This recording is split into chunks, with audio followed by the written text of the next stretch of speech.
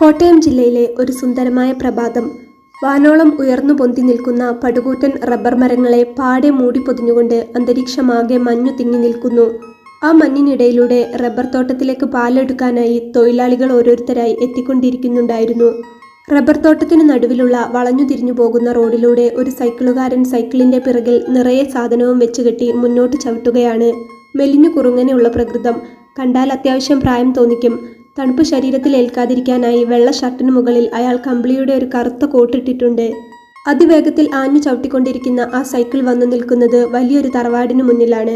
അത് അവിടുത്തെ ജോലിക്കാരനായ തോമാച്ചേട്ടനായിരുന്നു. വാർപ്പിട്ട വലിയ 3 നില വീട്. തലയെടുപ്പോടെ നിൽക്കുന്ന വലിയ റബ്ബർ മരങ്ങൾക്കിടയിൽ നിന്ന് നോക്കിയാൽ അതിനോടൊപ്പം ഉയരത്തിൽ തന്നെ വീടിന്റെ തലഭാഗം കാണാം. കൊട്ടാരം എന്ന് തന്നെ ആ വീടിനെ വിശേഷിപ്പിക്കാം. ചുരുക്കി പറഞ്ഞാൽ അവിടെ ഇല്ലാത്ത സൗകര്യങ്ങൾ ഒന്നും തന്നെയില്ല. ഒരുമാതിരിപ്പെട്ട എല്ലാം ആ വീട്ടിലുണ്ട്. വെള്ള പെയിന്റ് അടിച്ചു മിനുക്കിയ വീടിന്റെ മുകൾ വശത്ത് കോൺക്രീറ്റ് വാർത്തതിന്റെ മെന കൂട്ടാനായി കടും ചുവപ്പ് നിറത്തിലുള്ള ഓട് പാകിയിരിക്കുന്നു. വെള്ള പെയിന്റിനോട് ഇണങ്ങുന്ന നിറത്തിൽ പാകിയിരിക്കുന്ന ചുവന്ന ഓടുകൾ ആ വീടിന്റെ ഭംഗി ഒന്നുകൂടെ കൂട്ടുന്നുണ്ടായിരുന്നു. ഒപ്പം ചുറ്റുമുള്ള മനോഹരമായ പൂന്തോട്ടങ്ങളും. പിന്നെ വീടിനെ ചുറ്റി പൊതിഞ്ഞുകൊണ്ട് 4 ഭാഗത്തും പടുകൂറ്റൻ റബ്ബർ തോട്ടവും. തോമാച്ചേട്ടൻ വീടിനു മുന്നിൽ സൈക്കിൾ സ്റ്റാൻഡാക്കി. അതിൽ നിന്നിറങ്ങി. ശേഷം സൈക്കിളിന്റെ പുറകിൽ കെട്ടിയിട്ടിരിക്കുന്ന വലിയ ചാക്കിന്റെ കെട്ടഴിക്കാനായി തുടങ്ങി. അതുകഴിഞ്ഞ് ചാക്ക് തലയിൽ വെച്ച് വീടിന്റെ പിന്നാമ്പുറത്തേക്ക് നടന്നു. അടുക്കളയിൽ ജോലിക്കാരി അന്നമ്മയും കൂടെ സഹായത്തിന് നിൽക്കുന്ന പെൺകുട്ടിയും രാവിലത്തേക്കുള്ള പാലപ്പം തയ്യാറാക്കുന്ന തിരക്കിലായിരുന്നു. അന്നമ്മ തോമാച്ചേട്ടന്റെ ഭാര്യയാണ്. വർഷങ്ങളോളമായി അവർ രണ്ടുപേരും അവിടുത്തെ ജോലിക്കാരാണ്. തോമാച്ചേട്ടൻ പുറംപണിയും അന്നമ്മ അടുക്കളപ്പണിയുമാണ് പതിവ്. അന്നമ്മയ്ക്ക് സഹായത്തിന് ഇപ്പോൾ വേറൊരു പെൺകുട്ടി കൂടി വരുന്നുണ്ട്. തോമാച്ചേട്ടൻ ചാക്ക് തലയിൽ വെച്ച് അടുക്കളപ്പുറത്തേക്കെത്തി അന്നമ്മയെ വിളിച്ചു. അന്നമ്മേ, ദാണ്ടെ ഇത് അങ്ങോട്ടേക്ക് വെച്ചേ. അപ്പോൾ അടുക്കളയിൽ നിന്ന് ചട്ടയും മുണ്ടും ധരിച്ച കുറച്ച് പ്രായം തോന്നിക്കുന്ന ഒരു സ്ത്രീ പുറത്തേക്കെത്തി നോക്കി. എന്നിട്ട് പറഞ്ഞു, ഓ, നിങ്ങൾ വന്നോ? ഇതെന്നതാ മനുഷ്യ ഇത്ര വൈകിയത്? ലിബിൻ കൊച്ചൻ ഇന്ന് നേരത്തെ പോകാനുള്ളത് നിങ്ങൾക്കറിയില്ലേ? സമയം 8 ആകുമ്പോഴേക്കും പോകുമെന്ന ഇന്നലെ സൂസമ്മ കൊച്ചമ്മ പറഞ്ഞത്. ദേ ഇപ്പൊ തന്നെ സമയം എത്രയെങ്ങാണ്ടായി. ഇന്നലെ ഒരുപാട് വൈകി വന്നതുകൊണ്ട് കൊച്ചൻ ഒന്നും കഴിക്കാതെയാ കിടന്നത്. ഇന്നും സമയത്തിന് ഇവിടെ ചായക്കൂട്ടൽ റെഡിയായില്ലെന്ന് പറഞ്ഞാലോ? പിന്നെ അവർ എന്നാത്തിനാ നമ്മളെ ഇവിടെ വെച്ചേക്കുന്നേ? അന്നമ്മ തോമാച്ചേട്ടന് നേരെ ഒച്ചയെടുത്തു. ഒന്നും പറയണ്ടടി അന്നമ്മേ, സാധനം വാങ്ങി വരുന്ന വഴിക്ക് സൈക്കിൾ പഞ്ചറായി. ഓ, അല്ലെങ്കിൽ നിങ്ങളുടെ സൈക്കിൾ പഞ്ചറാവാത്ത ഒരു സമയമുണ്ടോ? ബീഫ് എന്തിയേ? അന്നമ്മ ചോദിച്ചു. ആ, അത് സൈക്കിളിന്റെ മുന്നിൽ തൂക്കിയിട്ടേക്കുവാ, അവിടെ ഇരിപ്പുണ്ട്. ഞാൻ ഇപ്പോൾ എടുത്തോണ്ട് വരാമെന്ന് പറഞ്ഞ് തോമാച്ചേട്ടൻ വേഗം ചെന്ന് സൈക്കിളിന്റെ മുമ്പിൽ തൂക്കിയിട്ടിരിക്കുന്ന വലിയ കവർ എടുത്തു. ശേഷം വീണ്ടും അടുക്കളയിലേക്ക് വന്ന് അകത്തേക്ക് കയറി. ബീഫിന്റെ കവർ അന്നമ്മയ്ക്ക് കൊടുത്തിട്ട് പറഞ്ഞു, നല്ല ഇളം ബീഫാ. ഞാൻ നേരത്തെ പോയതുകൊണ്ട് മൂപ്പ് എത്താത്തത് കിട്ടി. നീ വേഗം കറി വെക്കാൻ നോക്കിയേ. അന്നമ്മ കവർ വേഗത്തിൽ വാങ്ങി സഹായത്തിന് നിൽക്കുന്ന പെണ്ണിനെ വിളിച്ചു. എടി സോളിയെ, നീ ഇത് വേഗം ഒന്നിങ്ങ് കഴുകിയെടുത്തേ. ഇപ്പോൾ തന്നെ കുക്കറിൽ അങ്ങ് വെച്ചേക്കാം. അന്നമ്മ സോളിക്ക് നേരെ ബീഫിന്റെ കവർ നീട്ടിക്കൊണ്ട് പറഞ്ഞു. തോമാച്ചേട്ടൻ പുറത്തെ പൈപ്പിൽ നിന്ന് കൈയും കാലും കഴുകി അവിടെ മുറ്റത്ത് അയലിലിട്ടിരിക്കുന്ന തോർത്തെടുത്ത് മുഖം തുടച്ചുകൊണ്ട് അടുക്കളയിലേക്ക് കയറി. നിങ്ങൾക്ക് സാധനം വാങ്ങിക്കാൻ ചന്തയിൽ പോകണമെങ്കിൽ ബീഫ് ഇവിടെ എത്തിച്ചിട്ട് പോയാൽ പോരായിരുന്നോ? എന്നാൽ ഇത്രയും വൈകത്തില്ലായിരുന്നല്ലോ? അന്നമ്മ വീണ്ടും ചോദിച്ചു. ഞാൻ ചന്തയിൽ പോയതുകൊണ്ടല്ലേടി നേരം വൈകിയത്. സാധനമെല്ലാം വാങ്ങി ഏതോ സമയത്ത് ഇങ്ങ് എത്തുമായിരുന്നു. ഞാൻ പറഞ്ഞില്ലേ, സൈക്കിളാണ് പണി പറ്റിച്ചത്. എന്നതായാലും പറഞ്ഞു നിൽക്കാതെ നീ അതുണ്ടാക്കാൻ നോക്ക്. തോമാച്ചേട്ടൻ അവിടെ വെച്ചിരുന്ന പാത്രത്തിൽ നിന്ന് ഒരു വലിയ ഗ്ലാസ് നിറയെ ചായ എടുത്തു കുടിക്കാൻ തുടങ്ങി. വീടിന്റെ ഉടമസ്ഥയായ സൂസമ്മ അപ്പോൾ മുറിയിൽ മുട്ടുകുത്തി പ്രാർത്ഥനയിലായിരുന്നു. ഒറ്റ മോനായ ലിബിൻ ഒരു നല്ല ജീവിതം ഉണ്ടായി കാണണേ എന്നുള്ള ഒരൊറ്റ പ്രാർത്ഥന മാത്രമേ സൂസമ്മയ്ക്ക് എപ്പോഴും ഉണ്ടായിരുന്നുള്ളൂ. ഭർത്താവ് മരിച്ചതോടുകൂടി ആ വീട്ടിൽ സൂസമ്മ വല്ലാതെ ഒറ്റപ്പെടുന്നുണ്ടായിരുന്നു. പിന്നെ ഹോസ്പിറ്റലിലെയും മറ്റും തിരക്ക് കാരണം ലിബിൻ അമ്മച്ചിയുടെ കൂടെ അധിക സമയം ഇരിക്കാൻ പറ്റാറില്ല. അതുകൊണ്ട് തന്നെ ഇനി ആ ഒറ്റപ്പെടൽ മാറണമെങ്കിൽ ഒരു മരുമോൾ വന്നു കയറണം. ലിബിൻ വിവാഹം കഴിച്ചു കാണാനും അവന്റെ കുഞ്ഞിനെ താലോലിക്കാനുമായുള്ള കാത്തിരിപ്പിലാണ് സൂസമ്മ. ലിബിനു വേണ്ടി പ്രാർത്ഥിച്ചു കഴിഞ്ഞ് സൂസമ്മ ഇറങ്ങുമ്പോഴേക്കും ലിബിൻ ചായ കുടിക്കാനായി ഡൈനിങ് ടേബിളിൽ എത്തിയിരുന്നു. അമ്മച്ചി ചായ കുടിക്കുന്നില്ലേ? സൂസമ്മയെ കണ്ടപാടെ ലിബിൻ ചോദിച്ചു. സൂസമ്മ ചിരിച്ചുകൊണ്ട് അവൻ അരികിലേക്ക് വന്നു. അവൻ അപ്പോൾ ഒരു പ്ലേറ്റ് അമ്മച്ചിക്ക് നേരെ വെച്ചു. അതിൽ പാലപ്പം എടുത്തിട്ട് അതിനു മുകളിലായി കുറച്ച് ബീഫ് കറി ഒഴിച്ചു. അമ്മച്ചിയും അവനും കുറച്ചു നേരം സംസാരിച്ചിരുന്നു ഭക്ഷണം കഴിച്ചു. കൂടുതൽ സംസാരിക്കാൻ നേരമില്ലാത്തതുകൊണ്ട് തന്നെ ലിബിൻ പെട്ടെന്ന് അവിടെ നിന്നിറങ്ങി. അവന്റെ കാർ ചീറിപ്പാഞ്ഞു ഗേറ്റ് കടന്ന് പുറത്തേക്ക് കടന്നതിന്റെ പിന്നാലെ സെക്യൂരിറ്റി ഗേറ്റ് അടച്ചു. ലിബിൻ നേരെ ചെന്നത് അവരുടെ തന്നെ ഉടമസ്ഥതയിലുള്ള സിറ്റിയിലെ ഏറ്റവും വലിയ ഹോസ്പിറ്റലിലേക്കാണ്. അവിടെ അവന്റെ ക്യാബിനിൽ ചെന്നപ്പോൾ ലേബർ റൂമിൽ പെയിൻ സ്റ്റാർട്ടായ ഒരു കേസ് വന്നു കിടക്കുന്നുണ്ടെന്ന് പറഞ്ഞു കോൾ വന്നു. ലേബർ റൂമിലെത്തിയ ലിബിൻ പേഷ്യന്റിനെ നോക്കാനായി കയ്യിൽ ഗ്ലൗസ് അണിഞ്ഞു. ഉള്ളു പരിശോധിക്കാനായി ലിബിൻ അടുത്തേക്ക് ചെന്നപ്പോൾ പെൺകുട്ടി ഒരു വിധത്തിലും സഹകരിക്കുന്നില്ല. അവൾ വേദന കൊണ്ട് പിടഞ്ഞു കളിക്കുകയായിരുന്നു. ആദ്യ പ്രാവശ്യം പെൺകുട്ടിയുടെ പിടഞ്ഞുകളിയിൽ അവന് പരിശോധിക്കാൻ കഴിഞ്ഞില്ല. ഒരിക്കൽ കൂടി ലിബിൻ ഉള്ളു പരിശോധിക്കാനായി നോക്കിയപ്പോഴും പെൺകുട്ടി വല്ലാതെ പിടഞ്ഞു കളിച്ചു അവന്റെ കൈ തട്ടിമാറ്റി.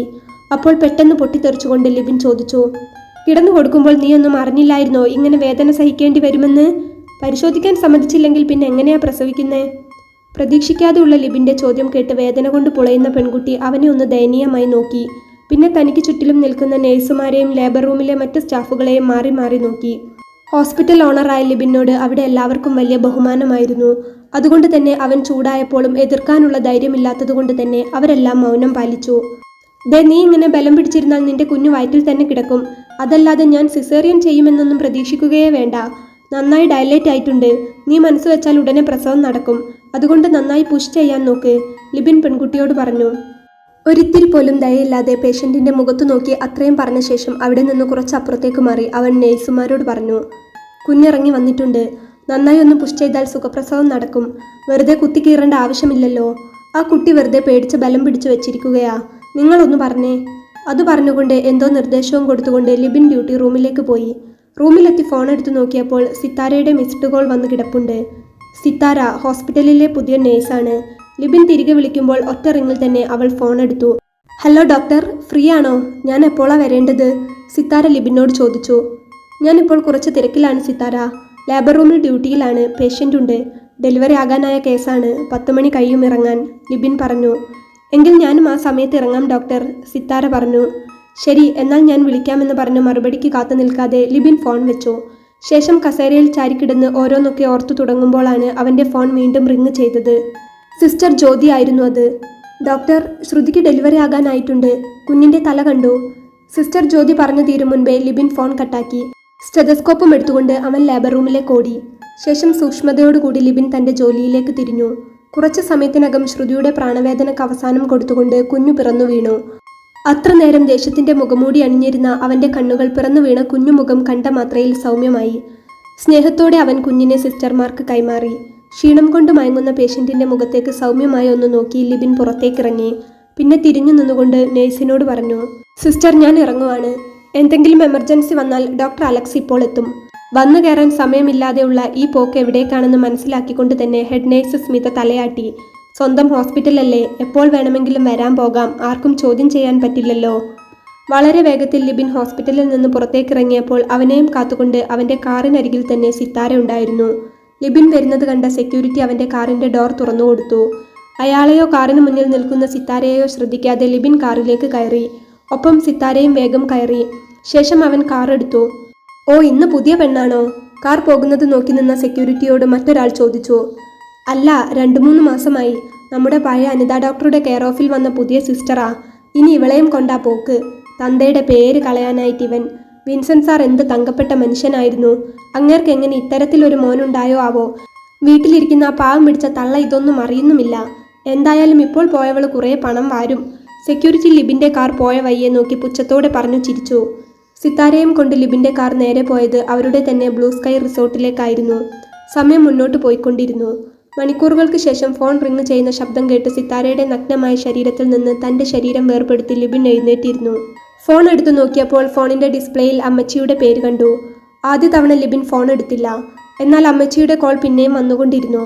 അവൻ അതൊന്ന് സൈലന്റ് ആക്കി വെച്ച് കട്ടിലിൽ നിന്ന് എണീറ്റ് ഊരിയിട്ടിരുന്ന അവൻ്റെ പാൻ്റ് എടുത്ത് ബാത്റൂമിലേക്ക് നടന്നു. സിത്താര അപ്പോഴും പൂർണ്ണ നഗ്നയായി കട്ടിലിൽ മലർന്നു കിടക്കുകയായിരുന്നു. ബാത്റൂമിൽ ചെന്ന ലിബിൻ ഒന്ന് മുഖം കഴുകി ഫ്രഷായി പാൻറ്റും ഇട്ടുകൊണ്ട് നേരെ റൂമിലേക്ക് വന്നു. ശേഷം നിലത്തുനിന്ന് അവൻ്റെ ഷർട്ട് എടുത്ത് കണ്ണാടിക്ക് മുൻപിൽ ചെന്ന് ബട്ടൺസ് ഇട്ടു. അമ്മച്ചിയുടെ കോൾ അപ്പോഴും വന്നുകൊണ്ടിരിക്കുന്നുണ്ടായിരുന്നു. നേരത്തെ സൈലന്റ് ചെയ്തതുകൊണ്ട് തന്നെ റിങ് ചെയ്യുന്ന ശബ്ദം പുറത്തേക്ക് കേട്ടില്ല. സിത്താര അപ്പോഴും ഒട്ടും നാണമില്ലാതെ ലിബിനെ നോക്കി കട്ടിലിൽ അങ്ങനെ തന്നെ മലർന്നു കിടക്കുകയായിരുന്നു. കണ്ണാടിക്ക് മുന്നിൽ നിന്ന് ലിബിൻ ഷർട്ട് ഇടുന്നതും ശേഷം മുടി കൈകൊണ്ട് കോതി ഒതുക്കുന്നതുമെല്ലാം സിത്താര കൗതുകത്തോടെ നോക്കി നിന്നു. കറുത്ത ഷർട്ടിലും ലൈറ്റ് നീല ജീൻസിലും ലിബിൻ കൂടുതൽ സുന്ദരനായി സിത്താരയ്ക്ക് തോന്നി. കൂടാതെ നാടൊന്നാകെ ബിസിനസ്സും പൂത്ത ക്യാഷും. ആരും മോഹിക്കുന്നത്ര സുന്ദരനും അതിലധികം സമ്പന്നനുമായ അവനോട് കേവലം കൗതുകം മാത്രമാണോ തനിക്കെന്ന് അവൾക്കും മനസ്സിലായില്ല. സിത്താര കണ്ണെടുക്കാതെ അവനെ തന്നെ നോക്കി നിൽക്കുന്നത് കണ്ണാടിയിൽ കണ്ടപ്പോൾ ലിബിൻ തിരിഞ്ഞ് അവളെ ഒന്ന് നോക്കി. എന്താ ഇങ്ങനെയൊരു നോട്ടം? ലിബിൻ അവളോട് ചോദിച്ചു. അത് സിത്താര ബെഡിലുണ്ടായിരുന്ന പുതപ്പെടുത്ത് അവളുടെ നഗ്ന ശരീരം പാതി മറച്ചുകൊണ്ട് നാണത്തോടെ അവനെ നോക്കി. എന്നിട്ട് പറഞ്ഞു, ഡോക്ടർക്ക് എന്നെ കല്യാണം കഴിച്ചുകൂടെ? വാട്ട്? വീണ്ടും കണ്ണാടിയിൽ നോക്കുകയായിരുന്ന ലിബിൻ അത് കേട്ടപ്പോൾ കണ്ണാടിയുടെ മുമ്പിൽ നിന്ന് സിത്താരയെ പെട്ടെന്ന് ഒന്നുകൂടി തിരിഞ്ഞു നോക്കി. കല്യാണമോ? അവൻ ചോദിച്ചു. ആ അതെ ഡോക്ടർ. എനിക്ക് ഡോക്ടറോട് എന്തോ വല്ലാത്തൊരിഷ്ടം തോന്നുന്നു. ഡോക്ടർക്ക് എന്നോടും അതേ താല്പര്യമുണ്ടെന്ന് എൻ്റെ മനസ്സ് പറയുന്നു. അതുകൊണ്ട് ചോദിക്കുകയാണ്. ഇത്രയും ദിവസം ഡോക്ടറുടെ കൂടെ ഞാൻ വന്നില്ലേ? ഡോക്ടർ മറ്റു പല പെൺകുട്ടികളുടെ കൂടെ മുൻപ് പോയിട്ടുണ്ടാവും. അതൊന്നും എനിക്ക് പ്രശ്നമല്ല. എന്നാലും ഇത്രയും പ്രാവശ്യം ഡോക്ടർ എന്നെ പരിഗണിക്കണമെങ്കിൽ ഡോക്ടർക്ക് എന്നോട് എന്തോ ഒരു അടുപ്പമുള്ളതുകൊണ്ടല്ലേ? ഡോക്ടറുടെ സ്വത്ത് കണ്ടിട്ടോ മറ്റൊന്നും കൊണ്ടുമല്ല ഞാൻ ചോദിക്കുന്നത്. ശരിക്കും ഇഷ്ടമായതുകൊണ്ടാണ്. ആ ഇഷ്ടം ഡോക്ടർക്ക് എന്നോട് തിരിച്ചുമുണ്ടെന്ന് ഞാൻ വിശ്വസിക്കുന്നു. അത് പറഞ്ഞ് സിത്താര നാണത്തോടെ ലിബിൻ്റെ കണ്ണുകളിലേക്ക് നോക്കി. പക്ഷേ ലിബിൻ അപ്പോൾ മറുപടി ഒന്നും പറഞ്ഞില്ല. ഡോക്ടർ എന്താ ഒന്നും മിണ്ടാത്തത്? സിത്താര വീണ്ടും ചോദിച്ചു. Please doctor, I am serious. Sithara കുറച്ച് ഗൗരവമുള്ള വിഷയം പറയുന്ന രീതിയിലേക്ക് അവളുടെ സംസാരശൈലി മാറ്റി. ലിബിൻ അപ്പോൾ ഒന്ന് നേർത്തു ചിരിച്ചുകൊണ്ട് അവിടെ മേശപ്പുറത്തുണ്ടായിരുന്ന അവൻ്റെ ബാഗ് എടുത്തു. എന്നിട്ട് അതിൽ നിന്ന് 100-ന്റെ നോട്ടിൻ്റെ 2 വലിയ കെട്ടുകൾ സിത്താരക്ക് മുന്നിൽ ഇട്ട് കൊടുത്തുകൊണ്ട് പറഞ്ഞു. I am sorry Sithara. ഞാനിത് പണ്ടേ നിന്നോട് പറഞ്ഞ കാര്യമാണ്. നീ എന്നോട് അടുപ്പം കാണിച്ചു, ഞാൻ അങ്ങോട്ടേക്കും കാണിച്ചു. ആദ്യമായി നീ എൻ്റെ കൂടെ ഈ റിസോർട്ടിൽ വരുമ്പോൾ നീ എന്നോട് ഇതേ കല്യാണക്കാര്യത്തെപ്പറ്റി ചോദിച്ചപ്പോൾ ഞാൻ അന്ന് നിന്നോട് തുറന്നു പറഞ്ഞതാണ് അങ്ങനെ ഒരു കാര്യത്തിന് എനിക്ക് ഒട്ടും താല്പര്യമില്ലെന്ന്. നീ ഇനി ആ കാര്യം എന്നോട് ചോദിക്കരുതെന്നും നിന്നോട് ഞാൻ അന്ന് പറഞ്ഞതാണ്. ഞാൻ നിന്നെ വിവാഹം കഴിക്കില്ല എന്നറിഞ്ഞുകൊണ്ട് തന്നെയല്ലേ നീ എൻ്റെ ഒപ്പം കിടന്നത്? ആ ഒരു അഗ്രിമെൻറ്റിൽ തന്നെയല്ലേ നീ എപ്പോഴും എൻ്റെ കൂടെ വന്നിട്ടുള്ളതും? അതുകൊണ്ട് എന്തായാലും നീ ഇപ്പോൾ പറഞ്ഞ കാര്യം നടക്കില്ല. അത് പറഞ്ഞു റൂമിൻ്റെ പുറത്തേക്ക് തിരിഞ്ഞു നടക്കുമ്പോൾ സിത്താര ലിബിനെ വിളിച്ചു. ഓ, ഇപ്പോൾ ഡോക്ടർ വലിയ പുണ്യാളനായി പോവുകയൊന്നും വേണ്ട. ഡോക്ടറുടെ ചരിത്രമൊക്കെ എനിക്കറിയാം. എനിക്ക് മാത്രമല്ല, അത് ഹോസ്പിറ്റലിൽ എല്ലാവർക്കും അറിയാം. എന്നും ഇങ്ങനെ വല്ലവരുടെ കൂടെയൊക്കെ പോകുന്നതിലും നല്ലത് ഡോക്ടർക്കൊരു വിവാഹം കഴിക്കുന്നതല്ലേ? അതിന് ഇതിനേക്കാൾ അന്തസ്സില്ലേ? ഒരു നല്ല കാര്യം ചോദിച്ചപ്പോൾ ഡോക്ടർ വലിയ പുണ്യാളനും ഞാനൊരു മോശക്കാരിയുമായല്ലോ. സിത്താര അത് പറഞ്ഞപ്പോൾ ലിബിൻ വാതിലിനടുത്തു നിന്ന് ദേഷ്യത്തോടെ അവളെ ഒന്ന് തിരിഞ്ഞു നോക്കി. എന്നിട്ട് പറഞ്ഞു, അന്തസ്സിൻ്റെ കാര്യമൊന്നും നീ എന്നെ പഠിപ്പിക്കണ്ട. നീ ഇപ്പോൾ എന്നോട് നിന്നെ കല്യാണം കഴിക്കാൻ പറഞ്ഞല്ലോ. ഞാനൊരു കാര്യം ചോദിക്കട്ടെ? നിന്നെ കല്യാണം ഉറപ്പിച്ചു വെച്ച വേറെ ഒരുത്തനുണ്ടല്ലോ. അവനെന്നും വൈകിട്ട് നിന്നെ കൂട്ടിക്കൊണ്ടു പോകാൻ ഹോസ്പിറ്റലിൽ വരാറില്ലേ? അവനെക്കൊണ്ട് ഡ്രസ്സും ഗോൾഡും നിനക്ക് വേണ്ടതൊക്കെയും നീ വാങ്ങിപ്പിക്കാറുണ്ടല്ലോ. പോരാത്തതിന് അവൻ്റെ കൂടെ പുറത്തൊക്കെ ചുറ്റി നടന്ന് ആ വക ചെലവ് വേറെയും. നീ ഇവിടെ എൻ്റെ കൂടെ വന്ന് കിടന്നിട്ട് ഒന്നും അറിയാത്ത പോലെ തിരിച്ചു ഹോസ്പിറ്റലിൽ ചെന്ന് അവനുമായി വൈകിട്ട് കറങ്ങാൻ പോകാറില്ലേ? ആ പയ്യനെ ചതിക്കുന്നതിൽ നിനക്കൊരു കുറ്റബോധവുമില്ലല്ലോ. ഞാൻ നിന്നെ കല്യാണം കഴിക്കില്ല, താൽക്കാലിക ആവശ്യത്തിന് മാത്രമാണെന്ന് തുറന്നു പറഞ്ഞാണ് ഞാൻ ഇങ്ങോട്ട് കൂട്ടിക്കൊണ്ടു വന്നിട്ടുള്ളത്. നീ അത് സമ്മതിച്ചിട്ടുമാണ് എൻ്റെ കൂടെ വന്നത്. പിന്നെ എൻ്റെ ഭാഗത്ത് തെറ്റുണ്ടെന്ന് എനിക്ക് തോന്നുന്നില്ല. ഞാൻ നിന്നെ പറഞ്ഞു പറ്റിച്ചിട്ടില്ല. പക്ഷെ നീയോ എല്ലാം ചെയ്തു കൂട്ടിയിട്ട് നിന്നെ വിവാഹം കഴിക്കാൻ പോകുന്നവനെ മനഃപൂർവ്വം പറ്റിച്ചുകൊണ്ടല്ലേ എൻ്റെ കൂടെ വരുന്നത്?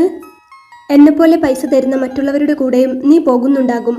അപ്പോൾ നീ അത്ര പുണ്യാവതിയൊന്നുമല്ലല്ലോ. നിനക്ക് കാശ് വേണം, പിന്നെ എന്നെപ്പോലെ ഒരാളുടെ കൂടെയുള്ള ശരീരസുഖവും വേണം. അത് കഴിഞ്ഞ് കല്യാണം ഉറപ്പിച്ചവൻ്റെ കൂടെ പോവുകയും ചെയ്യാം.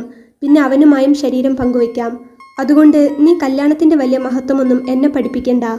എന്തായാലും നമ്മുടെ ഈ കൂടിക്കാഴ്ച അവസാനത്തേതാകട്ടെ. ഞാൻ പോകുന്നു. നിനക്ക് എപ്പോൾ വേണമെങ്കിലും ഇവിടെ നിന്ന് പോകാം.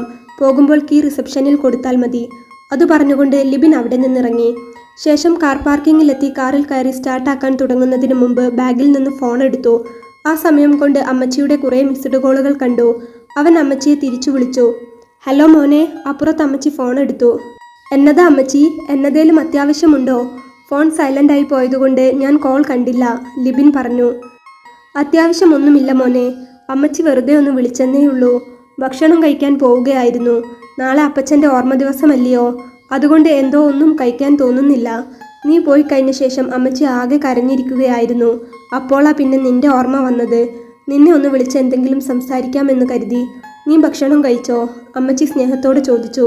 ഓ, ഞാൻ കഴിച്ചു. അമ്മച്ചി ചുമ്മാ വിഷമിച്ചിരിക്കാതെ എന്നതേലും എടുത്തു കഴിക്കാൻ നോക്കിയേ. ഞാൻ എപ്പോഴും പറയാറില്ലേ, നമ്മൾ വിഷമിച്ചിരുന്നതുകൊണ്ട് പോയവരാരും തിരിച്ചു വരില്ലല്ലോ. അമ്മച്ചി സന്തോഷമായിട്ടിരിക്കുന്നതാവും അപ്പച്ചനും ഇഷ്ടം. അപ്പച്ചൻ അതെപ്പോഴും പറയാറുണ്ടായിരുന്നല്ലോ. ഞാൻ ഡ്യൂട്ടി കഴിഞ്ഞ് കഴിയുന്നത്ര വേഗം അങ്ങെത്തിയേക്കാം.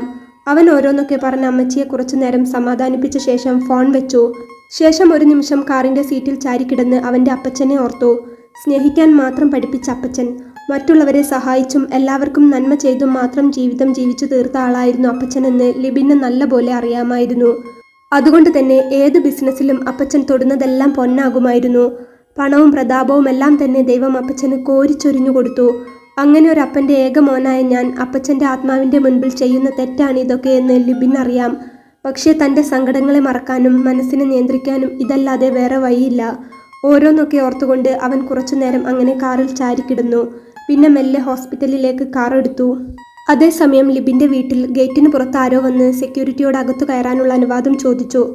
ആളെ മനസ്സിലാവാത്തത് കൊണ്ട് തന്നെ അകത്തുപോയി ചോദിച്ചിട്ട് വരാമെന്ന് പറഞ്ഞ് സെക്യൂരിറ്റി വീട്ടിലേക്ക് ചെന്നു. ഗേറ്റിൻ്റെ അടുത്തുനിന്ന് കുറച്ച് ദൂരെയാണ് വീട്. അകത്തു കയറിയാൽ ഗേറ്റ് മുതൽ വീടെത്തുവോളം നിറയെ പൂന്തോട്ടമാണ്. സൂസമ്മ അപ്പോഴും കസേരയിൽ ചാരി ഓരോന്നൊക്കെ ഓർത്തു കണ്ണുനീർ പൊഴിച്ചുകൊണ്ടിരിക്കുകയായിരുന്നു. പുറത്തുനിന്ന് ബെല്ല് കേട്ടപ്പോൾ സൂസമ്മ പോയി മെല്ലെ വാതിൽ തുറന്നു. അപ്പോൾ അവിടെ നിൽക്കുന്ന സെക്യൂരിറ്റിയെ കണ്ടു. എന്നതാ രതീഷേ? സൂസമ്മ സെക്യൂരിറ്റിയോട് ചോദിച്ചു. മാഡം, പുറത്തൊരാൾ കാണാൻ വന്നിട്ടുണ്ട്. നമ്മുടെ ഹോസ്പിറ്റലിലെ സെക്യൂരിറ്റി ആണെന്നാ പറഞ്ഞത്. വറീദ് എന്ന് പേര് പറഞ്ഞു. അകത്തേക്ക് കടത്തി വിട്ടോട്ടെ എന്ന് ചോദിക്കാനായിരുന്നു. ആ, ഇങ്ങ് കടത്തി വിട്ടേര്, സൂസമ്മ അപ്പോൾ തന്നെ പറഞ്ഞു. സെക്യൂരിറ്റി നേരെ ഗേറ്റിനടുത്തേക്ക് ചെന്ന് ഗേറ്റ് തുറന്നു കൊടുത്തു അയാളോട് അകത്തേക്ക് ചെല്ലാൻ പറഞ്ഞു. ഓ ശരിയെന്ന് പറഞ്ഞ് അയാൾ അകത്തു കയറി. വറീദ് മുറ്റത്തേക്ക് എത്തുമ്പോൾ സൂസമ്മ ഉമ്മറത്ത് നിൽക്കുന്നുണ്ടായിരുന്നു. കയറി വരണം വറീദേട്ടാ, കുറേ ആയല്ലോ കണ്ടിട്ട്. സെക്യൂരിറ്റി പുതിയ പയ്യനാ, അവൻ ആളെ അറിയാൻ മേലാത്തത് കൊണ്ടാ, സൂസമ്മ വറീദിനെ കണ്ടപാടെ ചിരിച്ചുകൊണ്ട് പറഞ്ഞു. അയാൾ സൂസമ്മയെ കൈകൂപ്പി തൊഴുതുകൊണ്ട് ഉമ്മറത്തേക്ക് കയറി. ഇങ്ങോട്ടിരിക്കാമെന്ന് പറഞ്ഞ് സൂസമ്മ ഉമ്മറത്തോട് ചേർന്നുള്ള ഗസ്റ്റ് റൂമിലേക്ക് നടന്നു. അവിടെ ചെന്നൊരു കസേര വലിച്ചിട്ട് വറീദിന് കൊടുത്തു. ശേഷം അവരും അവിടെ മറ്റൊരു കസേരയിലിരുന്നു. എങ്ങനെയുണ്ട്, മക്കളൊക്കെ സുഖമായിരിക്കുന്നോ? സൂസമ്മ വറീദിനോട് ചോദിച്ചു. ഓ സുഖമായിരിക്കുന്നു മാഡം. ഇവിടുത്തെ കാരുണ്യം കൊണ്ട് രണ്ടുപേരുടെയും കല്യാണം കഴിഞ്ഞല്ലോ. ദൈവകൃപ കൊണ്ട് രണ്ടുപേരും നല്ല പയ്യന്മാരുടെ കൈകളിലാണ് എത്തിപ്പെട്ടത്. അവരവിടെ കുടുംബവും കുട്ടികളുമായി സന്തോഷമായിരിക്കുന്നതുകൊണ്ട് ഇവിടെ ഞാനും സിസിലിയും സന്തോഷത്തോടെ ഇരിക്കുന്നു. അത് കേട്ടപ്പോൾ സൂസമ്മ മനസ്സ് തുറന്നു ചിരിച്ചു. അത് ശരിയാണ് വറീദേട്ടാ, നമ്മുടെ മക്കൾ സന്തോഷത്തോടെ ഒരു കുടുംബമായി കഴിയുന്നത് കാണുന്നതിലും വലിയ സന്തോഷമില്ലല്ലോ വേറെ. സൂസമ്മ അത് പറഞ്ഞപ്പോൾ വറീദ് ചിരിച്ചുകൊണ്ട് പറഞ്ഞു. എല്ലാം അവിടുത്തെ കാരുണ്യം കൊണ്ടാണ് മാഡം. വിൻസെൻ്റ് സാറാണ് എൻ്റെ കുടുംബം രക്ഷിച്ചത്. നടുവേദന കാരണം ജോലിക്ക് പോകാൻ കഴിയാത്ത സങ്കടം പറഞ്ഞപ്പോൾ ഹോസ്പിറ്റലിൽ സ്ഥിരമായ ഒരു ജോലി തന്നു. എൻ്റെ മക്കളുടെ കല്യാണത്തിന് വേണ്ടുവോളം സഹായിച്ചു. ആ നന്ദി എനിക്ക് എന്നും ഈ കുടുംബത്തോടുണ്ട്. വറീദ് വിനയത്തോടെ അത് പറഞ്ഞു കേട്ടപ്പോൾ സൂസമ്മ ഒന്ന് നേർത്തു പുഞ്ചിരിച്ചു. എന്നിട്ട് പറഞ്ഞു, വറീദേട്ടന് വലിയ കാര്യമായിരുന്നു അച്ചായന്, എപ്പോഴും പറയുമായിരുന്നു. ഇപ്പോൾ ഇതാ അടുത്ത ഓർമ്മ ദിവസവും ഇങ്ങെത്തി. ആള് പോയിട്ട് ഇത്ര കാലമായി എന്ന് ഇപ്പോഴും എനിക്ക് വിശ്വസിക്കാൻ കഴിയുന്നില്ല. ഈ വീട്ടിലും ചുറ്റുവട്ടത്തുമൊക്കെയും പിന്നെ അദ്ദേഹത്തിൻ്റെ പരിചയക്കാരിലൂടെയും ഒക്കെ അദ്ദേഹം ഇപ്പോഴും ജീവിച്ചിരിപ്പുണ്ടെന്നേ തോന്നുന്നുള്ളൂ. സൂസമ്മ അവർ ഉടുത്തിരുന്ന കോട്ടൺ സാരിയുടെ തലപ്പെടുത്ത് കണ്ണീരൊപ്പി. എന്നിട്ട് പതിയെ എണീറ്റ് പോയി അടുക്കളയിലേക്ക് നോക്കി വിളിച്ചു. സോളിയെ, ഇവിടെ ഗസ്റ്റ് ഉണ്ട്, ഒരു ചായയും പിന്നെ പലഹാരങ്ങളും ഇങ്ങെടുത്തേ. അയ്യോ ഒന്നും വേണ്ട മാഡം, വറീദ് പറഞ്ഞു. സാരമില്ല, ഒരു ചായ കുടിക്കാം. ഇവിടെ വരുന്നവരാരും വെറും കൈയോടെ ഇറങ്ങിപ്പോകുന്നത് അച്ചായന് ഇഷ്ടമല്ല. വരുന്നത് ശത്രുക്കളായാൽ പോലും കയറ്റിയിരുത്തി വെള്ളം കൊടുക്കാതെ അച്ചായൻ വിടാറില്ലായിരുന്നല്ലോ. ആ പതിവ് ഞാനായിട്ട് ഇപ്പോഴും തെറ്റിക്കാറില്ല. പ്രത്യേകിച്ച് വറീദേട്ടന് വെള്ളം തരാതെ വിട്ടാൽ എനിക്കൊരു സമാധാനം കിട്ടുകയില്ല. അവരോരോന്നൊക്കെ ഓർത്തുകൊണ്ട് ദീർഘശ്വാസം എടുത്തു. വറീദ് വന്ന കാര്യം പറയാനാവാതെ സൂസമ്മയുടെ മുന്നിൽ തല കുനിച്ചിരുന്നു. എങ്ങനെ പറയണം, എന്തു പറഞ്ഞു തുടങ്ങണമെന്ന് വറീദിന് അറിയില്ലായിരുന്നു. വറീദേട്ടൻ വെറുതെ വന്നതാണോ? സൂസമ്മ ചോദിച്ചപ്പോൾ അയാൾ സൂസമ്മയെ ഒന്ന് നോക്കി. അത് മാഡം, ഞാനൊരു കാര്യം പറയാൻ വന്നതായിരുന്നു. മാഡത്തിന് എന്നോടൊന്നും തോന്നരുത്. എന്നാ തോന്നാനാ വറീദേ, എന്നതാണേലും പറഞ്ഞോളൂ, സൂസമ്മ പറഞ്ഞു. കുറച്ചു നേരം ഒന്ന് തങ്ങി കളിച്ച ശേഷം വറീദ് പറഞ്ഞു തുടങ്ങി. കൊച്ചമ്മേ, അത് നമ്മുടെ ലിബിൻ കുഞ്ഞിൻ്റെ കാര്യമാ. എനിക്ക് വിൻസെൻ്റ് സാറിനോടുള്ള കൂറുകൊണ്ടും കൊച്ചമ്മയോടുള്ള സ്നേഹം കൊണ്ടും പറയുകയാണ്. എൻ്റെ കുടുംബവും കുട്ടികളും ഇന്ന് ജീവനോടിരിക്കുന്നത് നിങ്ങളുടെ ദാനമാണ്. അതുകൊണ്ടാണ് ഞാനിപ്പോൾ വന്നത്. അറിഞ്ഞ കാര്യം മനസ്സിൽ ഒളിപ്പിച്ചു വെച്ചിട്ട് കുറേ ദിവസമായി എനിക്ക് ഉറക്കം കിട്ടുന്നില്ല. വിൻസെൻ്റ് സാറിനോട് എന്തോ ഒരു തെറ്റ് ചെയ്യുന്ന പോലെ. വറീദ് എന്താണ് പറഞ്ഞു വരുന്നത് എന്നറിയാതെ സൂസമ്മ അയാളെ ഒന്ന് നോക്കി. ലിബിൻ്റെ കാര്യമോ? അവൻ എന്നതാ വറീദേ പ്രശ്നം? ഹോസ്പിറ്റലിൽ എന്തെങ്കിലും കുഴപ്പമുണ്ടോ? സൂസമ്മ ഒന്നും അറിയാതെ ചോദിച്ചു. അയാൾ കുറച്ച് ധൈര്യം സംഭരിച്ച് സൂസമ്മയോട് കാര്യങ്ങൾ പറഞ്ഞു തുടങ്ങി. ലിബിൻ കുഞ്ഞിൻ്റെ പോക്കത്ര ശരിയല്ല മാഡം. ആദ്യമൊക്കെ ഹോസ്പിറ്റലിൽ ഒരു അടക്കം പറച്ചിലുണ്ടായിരുന്നു. എന്നോട് പറഞ്ഞവരോട് ഞാൻ ആദ്യം തട്ടിക്കയറുകയാണ് ചെയ്തത്. പക്ഷേ പിന്നെ എനിക്ക് കാര്യങ്ങൾ മനസ്സിലായി. ഞാനും എൻ്റെ കണ്ണിൻ്റെ മുൻപിൽ കാണാൻ തുടങ്ങി. ഡ്യൂട്ടി സമയത്തും അല്ലാതെയുമൊക്കെ പല പെണ്ണുങ്ങളുടെ കൂടെ റിസോർട്ടിലേക്കും മറ്റും നമ്മുടെ കുഞ്ഞിറങ്ങി പോകുന്നുണ്ട്. മാഡത്തിന് ഇപ്പോഴത്തെ പെണ്ണുങ്ങളുടെ കാര്യം അറിയാലോ. ലിബിൻ കുഞ്ഞിൻ്റെ മനസ്സ് ശുദ്ധമായിരിക്കും. അവനെ പറ്റിച്ച് പണം കൈക്കലാക്കാൻ വേണ്ടിയായിരിക്കും ഈ പെൺപിള്ളേരെല്ലാം കൂടെ പോകുന്നത്. എൻ്റെ വിൻസെൻ്റ് സാറിൻ്റെ മോനെക്കുറിച്ച് അങ്ങനെ ഒരു കാര്യം എല്ലാവരും പറയുന്നത് കേട്ടപ്പോൾ നെഞ്ച് തകർന്നിട്ടാണ് ഞാനിതിവിടെ പറയാൻ വന്നത്. പറഞ്ഞതിൽ എന്തെങ്കിലും അവിവേകമുണ്ടെങ്കിൽ കൊച്ചമ്മ പൊറുക്കണമെന്ന് സൂസമ്മയുടെ മുന്നിൽ വറീദ് കൈകൂപ്പി നിന്നു. കേട്ടത് വിശ്വസിക്കാനാവാതെ സൂസമ്മ തരുത്തു പോവുകയാണുണ്ടായത്.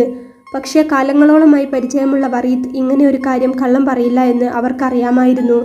അയാൾക്കതിൻ്റെ ആവശ്യമില്ല. ഈ കുടുംബത്തെ സ്നേഹിക്കുക മാത്രം ചെയ്യുന്ന വറീദിൻ്റെ നാവിൽ നിന്ന് അങ്ങനെ ഒരു കാര്യം കേട്ടപ്പോൾ അതിലെന്തെങ്കിലും സത്യമില്ലാതിരിക്കാൻ വഴിയില്ല എന്ന് അവർക്ക് തോന്നി. സൂസമ്മ വറീദിനോട് കാര്യങ്ങളൊക്കെ വിശദമായി ചോദിച്ചറിഞ്ഞു. വറീദ് പോയി കഴിഞ്ഞ ശേഷം സൂസമ്മ നേരെ പോയത് പള്ളിയിലേക്കാണ്. അവിടെ ലിബിൻ്റെ അപ്പച്ചൻ്റെ കുഴിമാടത്തിനരികിലെത്തി കുറേ നേരം കരഞ്ഞു പ്രാർത്ഥിച്ചു. ശേഷം നേരെ പള്ളിയിലേക്ക് അച്ഛനെ കാണാനായി പോയി. സൂസമ്മ അച്ഛനോട് വറീദ് പറഞ്ഞ കാര്യങ്ങളെല്ലാം തുറന്നു പറഞ്ഞു. എന്നതേലും ഒരു വഴി പറഞ്ഞു തരണം അച്ചോ എന്ന് പറഞ്ഞ് സൂസമ്മ അച്ഛൻ്റെ മുന്നിൽ പൊട്ടിക്കരഞ്ഞു. ആകെയുള്ള ഒരു സന്തതി, അവനെ ഓർത്തുകൊണ്ട് മാത്രമാ അച്ചായൻ ആ കാലം തൊട്ട് മരണം വരെ കഷ്ടപ്പെട്ടത്. അവൻ ഒരുത്തനും വേണ്ടിയാ ആ മനുഷ്യൻ ഓരോ നിമിഷവും ജീവിച്ചതുപോലും. അവനിങ്ങനെ നശിച്ചു പോകുന്ന കാര്യം എനിക്ക് കാണാനും കേൾക്കാനും വയ്യ. വീട്ടിലിരിക്കുന്ന ഞാൻ എന്നാ കാര്യം അറിയാനാ അച്ചോ? ഇത് തന്നെ നമ്മളോടുള്ള സ്നേഹം കൊണ്ട് വറീദ് വന്നു പറഞ്ഞതാ. അല്ലെങ്കിൽ പുറത്തിറങ്ങാത്ത ഞാൻ ഇത് വല്ലതും അറിയുമോ? ഇപ്പോൾ ഇങ്ങനെയാണെങ്കിൽ എൻ്റെ കാലം കഴിഞ്ഞു പോയാൽ അവൻ്റെ ഗതി എന്താകും? എനിക്ക് എത്രയും പെട്ടെന്ന് അവൻ്റെ കല്യാണം നടത്തണം. അച്ഛൻ ഏതെങ്കിലും ഒരു പെങ്കൊച്ചിനെ തപ്പിക്കൊണ്ടുവന്ന് തരണമെന്ന് സൂസമ്മ അച്ഛനോട് കണ്ണീരോട് പറഞ്ഞു. നമുക്ക് നോക്കാം സൂസമ്മേ. ലിബിൻ്റെ കാര്യമായതുകൊണ്ട് എനിക്കും അങ്ങനെ ഒഴിവാക്കി വിടാൻ വയ്യല്ലോ. പെട്ടെന്നൊരു കല്യാണം എന്നൊക്കെ പറയുമ്പോൾ നമുക്ക് പെങ്കൊച്ചൊത്തു വരണ്ടേ? നിങ്ങളുടെ നിലക്കും വിലക്കും ഒക്കുന്ന ഒരു കുട്ടിയെ ഞാൻ നോക്കാം. അച്ഛൻ പറഞ്ഞപ്പോൾ സൂസമ്മ അച്ഛനോട് പറഞ്ഞു. ഇനി എന്ത് നിലയും വിലയുമാണച്ചോ? അവൻ്റെ കയ്യിലിരിപ്പ് ഇപ്പോഴല്ലേ എനിക്ക് അറിയാൻ കഴിഞ്ഞത്. അവൻ്റെ ഈ സ്വഭാവത്തിന് മുന്നിൽ എന്ത് നിലയും വിലയും നോക്കാനാണ്? ഏതെങ്കിലും സാധാരണ വീട്ടിലെ ഒരു പാവപ്പെട്ട കുട്ടി മതി. സ്വത്തും പൈസയും ഒന്നും ഞാൻ നോക്കുന്നില്ല. അവൻ ഇണങ്ങുന്ന, അവനെ മാറ്റിയെടുക്കാൻ കഴിയുന്ന ഒരു പെങ്കൊച്ചായാൽ മാത്രം മതി എനിക്ക്. അച്ഛൻ എന്നെ കൈവിടരുത് എന്ന് പറഞ്ഞ് സൂസമ്മ വീണ്ടും പൊട്ടിക്കരഞ്ഞു. അച്ഛൻ സൂസമ്മയെ ആശ്വസിപ്പിച്ചു. നമ്മുടെ വടക്കുംപുരയിലെ സ്റ്റീഫൻ മാപ്പിളയുടെ ഒരു പെങ്കൊച്ചുണ്ട്. അവർ 4 പെങ്കൊച്ചുങ്ങളല്ലായിരുന്നോ? സൂസമ്മ കണ്ടു കാണും. ഇവിടെ പാട്ട് പാടാനൊക്കെ നിൽക്കാറുണ്ട് ആ കുട്ടി. ആദ്യത്തെ 3 ആളെ അങ്ങേര് എങ്ങനെയൊക്കെയോ കെട്ടിച്ചു വിട്ടു. അതുങ്ങളെ തന്നെ കെട്ടിച്ചു വിടാൻ അയാൾ കഷ്ടപ്പെട്ടതിന് കയ്യും കണക്കുമില്ല. ഇനി അതിനു താഴെ ഒന്നും കൂടെയുണ്ട്. അയാളും പെണ്ണുമ്പിള്ളയുമാണെങ്കിൽ ലോകത്തില്ലാത്ത രോഗങ്ങളും വെച്ച് ബുദ്ധിമുട്ടുകയാണ്. എവിടുന്നേലുമൊക്കെ ഏതെങ്കിലും നല്ല ആലോചന വന്നാൽ ആ കുട്ടിയെയും കൂടെ ഏതെങ്കിലും സുരക്ഷിതമായ കയ്യിലാക്കണമെന്ന് അയാൾ എന്നോട് പറഞ്ഞിരുന്നു. ഞാൻ അതൊന്ന് അന്വേഷിച്ചു നോക്കാം. വിൻസെൻ്റ് സാറിൻ്റെ വീട്ടിലേക്കായതുകൊണ്ടാണ് ഞാൻ മുൻകൈ എടുക്കുന്നത്. പിന്നെ സൂസമ്മയുടെ അരികിൽ ആ പെൺകുട്ടി ഭദ്രമായിരിക്കുമെന്ന് എനിക്കറിയാം. അതുകൊണ്ട് ഞാൻ കാര്യമായി ആലോചിക്കാം. പാവങ്ങളാ, സൂസമ്മക്ക് കണ്ട് ഇഷ്ടപ്പെട്ടിട്ടാണെന്ന് പറയാം. അല്ലെങ്കിൽ ചിലപ്പോൾ ഇത്രയും കൊമ്പത്തെ ആലോചന ആകുമ്പോൾ അവർക്ക് സംശയം തോന്നും. പെട്ടെന്നൊരു കല്യാണമെന്നും പറഞ്ഞ് അങ്ങോട്ട് ചെല്ലാനൊക്കത്തില്ലല്ലോ. ഞാൻ ചോദിച്ചിട്ട് രാത്രി ആവുമ്പോഴേക്കും സൂസമ്മയ്ക്ക് വിവരം തരാം. ഇപ്പോൾ സൂസമ്മ സമാധാനമായി വീട്ടിലോട്ട് ചെന്നാട്ടെ എന്ന് പറഞ്ഞ് അച്ഛൻ സൂസമ്മയെ ആശ്വസിപ്പിച്ച് വീട്ടിലേക്ക് തിരിച്ചയച്ചു. രാത്രി ലിബിൻ വന്നു കയറിയപ്പോൾ സൂസമ്മ ഡൈനിങ് ഹാളിൽ കരഞ്ഞു കലങ്ങിയ കണ്ണുകളോടെ ഇരിക്കുകയായിരുന്നു. അമ്മച്ചി എന്ന് നീട്ടി വിളിച്ചുകൊണ്ട് അവൻ സൂസമ്മയുടെ അടുക്കലേക്ക് വന്നപ്പോൾ സൂസമ്മയ്ക്ക് പെട്ടെന്ന് അവനോട് എന്തോ ഒരു പോലെ തോന്നി. അമ്മച്ചിയുടെ കരച്ചിൽ ഇതുവരെ മാറിയില്ലേ? ഞാൻ ഉച്ചക്ക് കൂടെ ആശ്വസിപ്പിച്ചതല്ലേ? നമുക്ക് എന്തെങ്കിലും കഴിക്കാം. അമ്മച്ചി കരഞ്ഞിരിക്കാതെ ഇങ്ങോട്ട് എണീറ്റേ എന്ന് പറഞ്ഞ് അവൻ അമ്മച്ചിയുടെ തോളിൽ കൈയിട്ട് പിടിച്ച് എണീപ്പിക്കാൻ നോക്കി. സൂസമ്മ പെട്ടെന്ന് ലിബിൻ്റെ കൈ തട്ടി മാറ്റി. ലിബിന് പെട്ടെന്ന് എന്തോ പോലെയായി. കാരണം അമ്മച്ചിക്ക് അങ്ങനെ ഒരു പതിവില്ലായിരുന്നു. ഒന്നുകിൽ അവൻ കയറി വന്നാൽ അവനെ ഇങ്ങോട്ട് വന്ന് മുടിയിൽ തലോടുകയും സംസാരിക്കുകയും ചെയ്യുമായിരുന്നു അമ്മച്ചി. അതല്ലെങ്കിൽ അവൻ അങ്ങോട്ടേക്ക് സംസാരിക്കാനോ തോളിൽ കൈയിടാനോ പോയി കഴിഞ്ഞാൽ അമ്മച്ചി സ്നേഹത്തോടെ തിരിച്ചു പിടിക്കുമായിരുന്നു. ഇത് പെട്ടെന്ന് കൈ തട്ടിത്തെറിപ്പിച്ചപ്പോൾ ലിബിൻ്റെ മുഖം ചുവന്നു. സൂസമ്മ അപ്പോൾ അവൻ്റെ മുഖത്ത് നോക്കാതെ പറഞ്ഞു. ഞാൻ നിന്റെ വിവാഹം ഉറപ്പിച്ചു. നമ്മുടെ ജോസച്ചൻ കൊണ്ടുവന്ന ആലോചനയാണ്. വലിയ സാമ്പത്തികമുള്ള വീട്ടിലെ കൊച്ചൊന്നുമല്ല.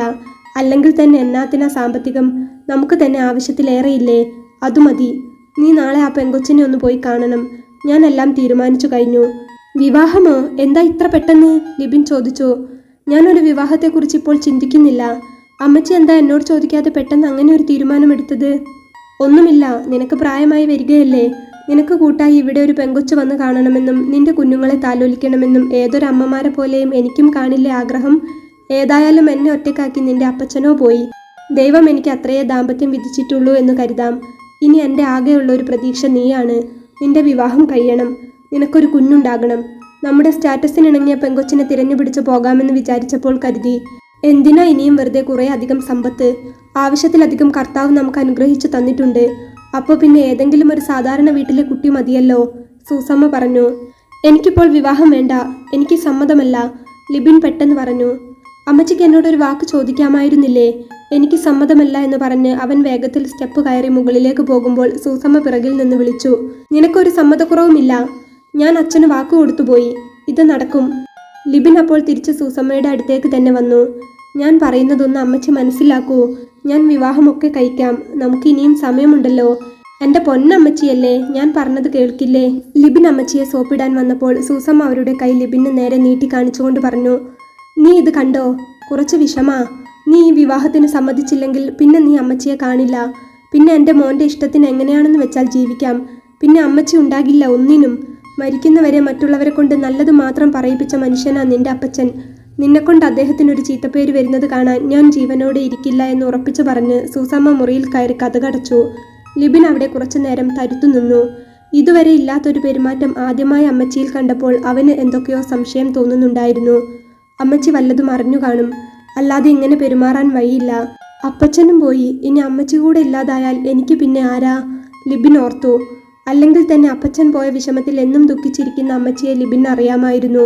ഇനി ഞാനും കൂടെ മറ്റൊരു വിഷമം കൊടുത്തു കഴിഞ്ഞാൽ അമ്മച്ചി ഈ ഭൂമിയിൽ ഉണ്ടാകത്തില്ല എന്നറിയുന്നത് കൊണ്ട് തന്നെ അവന് കല്യാണത്തിന് സമ്മതിക്കുകയല്ലാതെ വേറൊരു വഴിയില്ലായിരുന്നു. അന്ന് മുറിയിലെത്തി ഉറങ്ങാൻ കിടന്നപ്പോഴും അമ്മച്ചി പറഞ്ഞ വാക്കുകൾ അവനെ കുത്തി നോവിച്ചുകൊണ്ടിരുന്നു. ചിരിക്കുന്ന അപ്പച്ചൻ്റെ മുഖം അവൻ്റെ മനസ്സിലേക്ക് ഓടിയെത്തി. അമ്മച്ചി പറഞ്ഞത് ശരിയാണ്. നല്ലവനായ എൻ്റെ അപ്പച്ചന് ഞാൻ കാരണം ഒരു ചീത്തപ്പേര് വരാൻ പാടില്ല. പക്ഷെ എന്തു ചെയ്യാം, ഞാൻ ഇങ്ങനെയൊക്കെ ആയിപ്പോയി. അവൻ കഴിഞ്ഞതൊക്കെ ഓർത്തങ്ങനെ കിടന്നു. അമ്മച്ചിയുടെ വാശിക്ക് മുന്നിൽ മനസ്സില്ലാ മനസ്സോടെ സമ്മതിക്കേണ്ടി വന്ന ലിബിൻ തൊട്ടടുത്ത ദിവസം തന്നെ പെൺകുട്ടിയെ കാണാനായി ജോസച്ചൻ്റെ അടുത്ത് പള്ളിയിലേക്ക് ചെന്നു. അവർ വളരെ സാധാരണക്കാരായതുകൊണ്ടും വീടും സാഹചര്യവും വളരെ ഇടുങ്ങിയതായതുകൊണ്ടും ലിബിൻ്റെ അച്ഛൻ പെണ്ണിൻ്റെ വീട്ടിലേക്ക് കൂട്ടിക്കൊണ്ടുപോയില്ല. പകരം പള്ളിയിലേക്ക് അവളും അവളുടെ അപ്പച്ചനും അമ്മച്ചിയും വന്നിരുന്നു. അച്ഛൻ പള്ളിമേടയിൽ വെച്ച് അവർക്ക് തമ്മിൽ കാണാനുള്ള സൗകര്യമുണ്ടാക്കി. അമ്മച്ചിയുടെ വാശിക്ക് പോയതുകൊണ്ട് തന്നെ ലിബിൻ അവളെ കാര്യമായി നോക്കിയില്ല. ഇതാണ് ഞാൻ പറഞ്ഞ കുട്ടി, ആൻ. അച്ഛൻ അവളെ ലിബിന് പരിചയപ്പെടുത്തി. ഇത് അവളുടെ അപ്പച്ചൻ സ്റ്റീഫൻ. ഇത് അമ്മച്ചി മറിയാമ്മ. അച്ഛൻ പറഞ്ഞപ്പോൾ ലിബിൻ മുഖത്ത് ചിരി വരുത്തി. വലിയ താല്പര്യമില്ലെങ്കിലും വെറുതെ അവർ മൂന്നാളെ മുഖത്തു കൂടെയും ഒന്ന് കണ്ണോടിച്ചു. അതിനിടയിൽ ആനിനെ അവൻ ചെറുതായി ഒന്ന് കണ്ടു എന്ന് മാത്രം. കാണുമ്പോൾ നല്ല ദൈവഭയവും തറവാട്ട് മഹിമയും അതിലേറെ സൗന്ദര്യവും തോന്നിക്കുന്ന ചെറിയ പ്രായത്തിലുള്ള ഒരു പെൺകുട്ടി. അധികം പോയാൽ 23-24 വയസ്സ് തോന്നുമായിരിക്കും. വെള്ള ചുരിദാറാണ് വേഷം. ചെറിയൊരു നോട്ടമാണെങ്കിലും പള്ളിമുറ്റത്ത് വെച്ച് വെള്ള ചുരിദാറിൽ കണ്ടതുകൊണ്ട് കന്യാമറിയത്തിൻ്റെ മുഖം പോലെ ലിബിൻ അവളെ തോന്നി. പക്ഷേ വീണ്ടും ആനിൻ്റെ മുഖത്ത് നോക്കാനുള്ള മനസ്സ് അവനില്ലായിരുന്നു. ഇത്രയും പെൺകുട്ടികളുടെ കൂടെ ശരീരം പങ്കിട്ട തന്നെ പോലൊരു നശിച്ചവൻ്റെ കൂടെ ഒന്നും അറിയാതെ വരുന്ന ആ പാവം പെൺകുട്ടിയെക്കുറിച്ച് ഓർത്തപ്പോൾ ലിബിന് ശരിക്കും അവളോട് സഹതാപമായിരുന്നു തോന്നിയത്. അങ്ങനെ ആ കൂടിക്കാഴ്ച അവിടെ കഴിഞ്ഞു. ബാക്കി കാര്യങ്ങളെല്ലാം അച്ഛൻ മുഖാന്തരം പെട്ടെന്ന് തീരുമാനിച്ചു. അധികം വെച്ച് നീട്ടാതെ ആ ആഴ്ചയിൽ തന്നെ പള്ളിയിൽ വെച്ച് വലിയ ആഘോഷങ്ങളൊന്നുമില്ലാതെ ലിബിൻ്റെയും ആനിൻ്റെയും വിവാഹം നടന്നു. സാധാരണക്കാരിൽ സാധാരണക്കാരിയായ ആൻ വലതുകാൽ വെച്ച് ലിബിൻ്റെ കൊട്ടാര സദൃശമായ വീട്ടിലേക്ക് കയറി. ലിബിൻ്റെ വീട് കണ്ടപ്പോൾ അവൾക്ക് ശരിക്കും അത്ഭുതമാണ് തോന്നിയത്. ആ വീടിൻ്റെ ഒരു മുറിയുടെ അത്ര പോലും വലിപ്പം അവളുടെ വീടിന് മൊത്തമായി ഇല്ലായിരുന്നു. അതിശയത്തോടെ അവൾ ആ വീട്ടിലെ ഓരോ കാര്യങ്ങളും നോക്കിക്കണ്ടു. ആനിൻ്റെ മഹാഭാഗ്യമെന്ന് നാട്ടുകാർ എല്ലാവരും പാടിപ്പുകഴ്ത്തി. സൂസമ്മ കൊച്ചമ്മക്ക് കണ്ട് ഇഷ്ടപ്പെട്ട് മോനെ കൊണ്ട് കെട്ടിച്ചതാ. ആ പെങ്കൊച്ചൻ്റെ തലവര തെളിഞ്ഞു. അങ്ങനെയൊക്കെ പലരും പലരോടായി പറഞ്ഞു. അങ്ങനെ ആദ്യ രാത്രിയിൽ ഒരുപാട് പ്രതീക്ഷകളുമായി മുറിയിൽ കാത്തിരിക്കുകയായിരുന്ന ആനിൻ്റെ അരികിലേക്ക് ലിബിൻ തല താഴ്ത്തിക്കൊണ്ടാണ് കടന്നു വന്നത്. അവളോടൊരു വാക്കുപോലും പറയാതെ, ആനിനെ ഒന്ന് നോക്കുക പോലും ചെയ്യാതെ അവൻ വന്നപാടെ ഫോൺ ടേബിളിൽ വെച്ച് കട്ടിലിൻ്റെ ഒരു വശത്തേക്ക് ചരിഞ്ഞു കിടന്നുറങ്ങി. അവനിപ്പോൾ ഒരു വിവാഹത്തിനൊന്നും താല്പര്യമില്ലായിരുന്നു മോളെ. അമ്മച്ചിയുടെ നിർബന്ധപ്രകാരം സമ്മതിച്ചു എന്നേ ഉള്ളൂ. അതുകൊണ്ട് ഒന്ന് പൊരുത്തപ്പെട്ട് വരാൻ കുറച്ച് സമയമെടുക്കുമെന്ന് സൂസമ്മ ആദ്യമേ പറഞ്ഞു കൊടുത്തതുകൊണ്ട് തന്നെ ലിബിൻ തന്നെ മൈൻഡ് ചെയ്യാതിരിക്കുന്നതിൻ്റെ കാരണം അതായിരിക്കുമെന്ന് കരുതി ഒന്നും ചോദിക്കാതെ കട്ടിലിൻ്റെ ഓരോരത്ത് അവളും കിടന്നു. പിന്നീടുള്ള ദിവസങ്ങളിലും അതെ. ഒരു മുറിയിൽ കട്ടിലിൻ്റെ 2 വശം ചേർന്ന് അവർ തിരിഞ്ഞു കിടന്നു. കഴുത്തിൽ മിന്നുകെട്ടി എന്നല്ലാതെ മറ്റൊരു ബന്ധവും ആനും ലിബിനും തമ്മിലുണ്ടായില്ല. ആൻ എന്നും രാവിലെ നേരത്തെ എണീക്കും. അടുക്കള ജോലിയിൽ ജോലിക്കാരെ സഹായിക്കും. അവരും സൂസമ്മയും എത്ര വേണ്ടെന്ന് പറഞ്ഞാലും അവളെക്കൊണ്ടാവുന്നതൊക്കെ ആ വീട്ടിൽ ചെയ്യും. ആൻ വന്നു കയറിയതിൻ്റെ മാറ്റം കുറച്ചു ദിവസങ്ങൾ കൊണ്ട് തന്നെ ആ വീട്ടിലുണ്ടായി. സാധനങ്ങൾക്കൊക്കെ വല്ലാത്തൊരടുക്കും ചിട്ടയും വന്നു. കൂടാതെ അമ്മച്ചിക്കൊപ്പം സ്വന്തം മോളെപ്പോലെ അവൾ സമയം ചിലവഴിച്ചു. തമാശ പറയാനും അമ്മച്ചിയുടെ മുടി ചീകാനും മരുന്നെടുത്തു കൊടുക്കാനും എല്ലാത്തിനും ആൻ കൂടെ കൂടി. അങ്ങനെ കുറച്ചു ദിവസങ്ങൾ കൊണ്ടാണെങ്കിലും അമ്മച്ചി ആകെ വല്ലാത്ത സന്തോഷത്തിലായിരുന്നു. ഭർത്താവില്ലാതെയും വിഷമങ്ങൾ പങ്കുവെക്കാൻ ഒരു പെൺകുട്ടിയില്ലാതെയും വിഷമിച്ചിരുന്ന അവർക്ക് ആനിൻ്റെ സാമീപ്യവും സ്നേഹവും എത്രയോ ആശ്വാസമായി മാറി. മനസ്സുകൊണ്ട് അവർ രണ്ടുപേരും വല്ലാതെ അടുത്തു. മരുമോളല്ല, സ്വന്തം മോള് തന്നെയാണ് എന്ന മൈൻഡിലേക്ക് ആനിൻ്റെ സ്നേഹത്തിലൂടെ അമ്മച്ചി എത്തപ്പെട്ടു. അതിനിടയ്ക്ക് ആനിൻ്റെ അപ്പനും അമ്മയും ചേച്ചിമാരും ഒക്കെയായി അവിടെ വിരുന്നു വന്ന് സന്തോഷത്തോടെ തിരിച്ചുപോയി. എന്നാൽ തൻ്റെ കഴിഞ്ഞുപോയ കാര്യങ്ങളെല്ലാം ഓർത്തും പ്രതീക്ഷിക്കാതെ നടന്ന വിവാഹം അംഗീകരിക്കാൻ കഴിയാത്തതുകൊണ്ടും ലിബിൻ ആനിനോട് അടുക്കാൻ നിൽക്കാതെ എപ്പോഴും മുഖം തിരിച്ചു നടന്നു. ലിബിൻ അങ്ങനെ പെരുമാറുന്നതിൽ വിഷമമുണ്ടായിരുന്നെങ്കിലും അതൊന്നും പുറത്തു കാണിക്കാതെയും അവൻ്റെ അടുക്കലേക്ക് അധികം പോകാതെയും ആൻ ആ വീട്ടിലെ മറ്റു കാര്യങ്ങൾ നോക്കി ഒതുങ്ങിക്കൂടി. അമ്മച്ചി അവളെയും കൂട്ടി ഇടയ്ക്ക് ഹോസ്പിറ്റലിൽ പോവുകയും ലിബിൻ്റെ കാര്യങ്ങളൊക്കെ ശ്രദ്ധിക്കാനും തുടങ്ങിയിരുന്നു. വീണ്ടും പഴയ രീതിയിലേക്ക് അവനെ വിട്ടുകളയാൻ അമ്മച്ചിക്ക് കഴിയുമായിരുന്നില്ല. ഹോസ്പിറ്റലിൽ വെച്ച് കണ്ടിട്ട് പോലും ലിബിൻ അവളോട് വലിയ താല്പര്യം കാണിച്ചില്ല. പക്ഷേ കല്യാണത്തിന് ശേഷം അവനുണ്ടായ ഒരു മാറ്റം എന്താണെന്ന് വെച്ചാൽ ആൻ ജീവിതത്തിലേക്ക് വന്നതിനു ശേഷം അവനെ തേടി വന്നിരുന്ന അവൻ്റെ സ്ഥിരം കസ്റ്റമറായ പെൺകുട്ടികളുടെ ഒക്കെ കോളുകൾ അവൻ മനഃപൂർവ്വം ഒഴിവാക്കി. ആരുമായും പിന്നീട് യാതൊരു ബന്ധവും അവനുണ്ടായിരുന്നില്ല. ആരുടെ കൂടെയും ശരീരം പങ്കുവെക്കാൻ പിന്നെ അവൻ പോയില്ല. മിന്നുകെട്ടിയ ആനിൻ്റെ മുഖം ഓർക്കുമ്പോൾ മറ്റുള്ളവരുടെ കൂടെ പോയി കിടക്ക പങ്കിടാൻ അവൻ്റെ മനസ്സ് അനുവദിച്ചില്ല എന്നതാണ് സത്യം. ചെറുപ്പം മുതലേ ലിബിൻ ഒരു പാവമായിരുന്നു. എല്ലാവരോടും കരുണയുള്ള സ്വഭാവം, അത് അവൻ്റെ അപ്പച്ചൻ പഠിപ്പിച്ചതാണ്.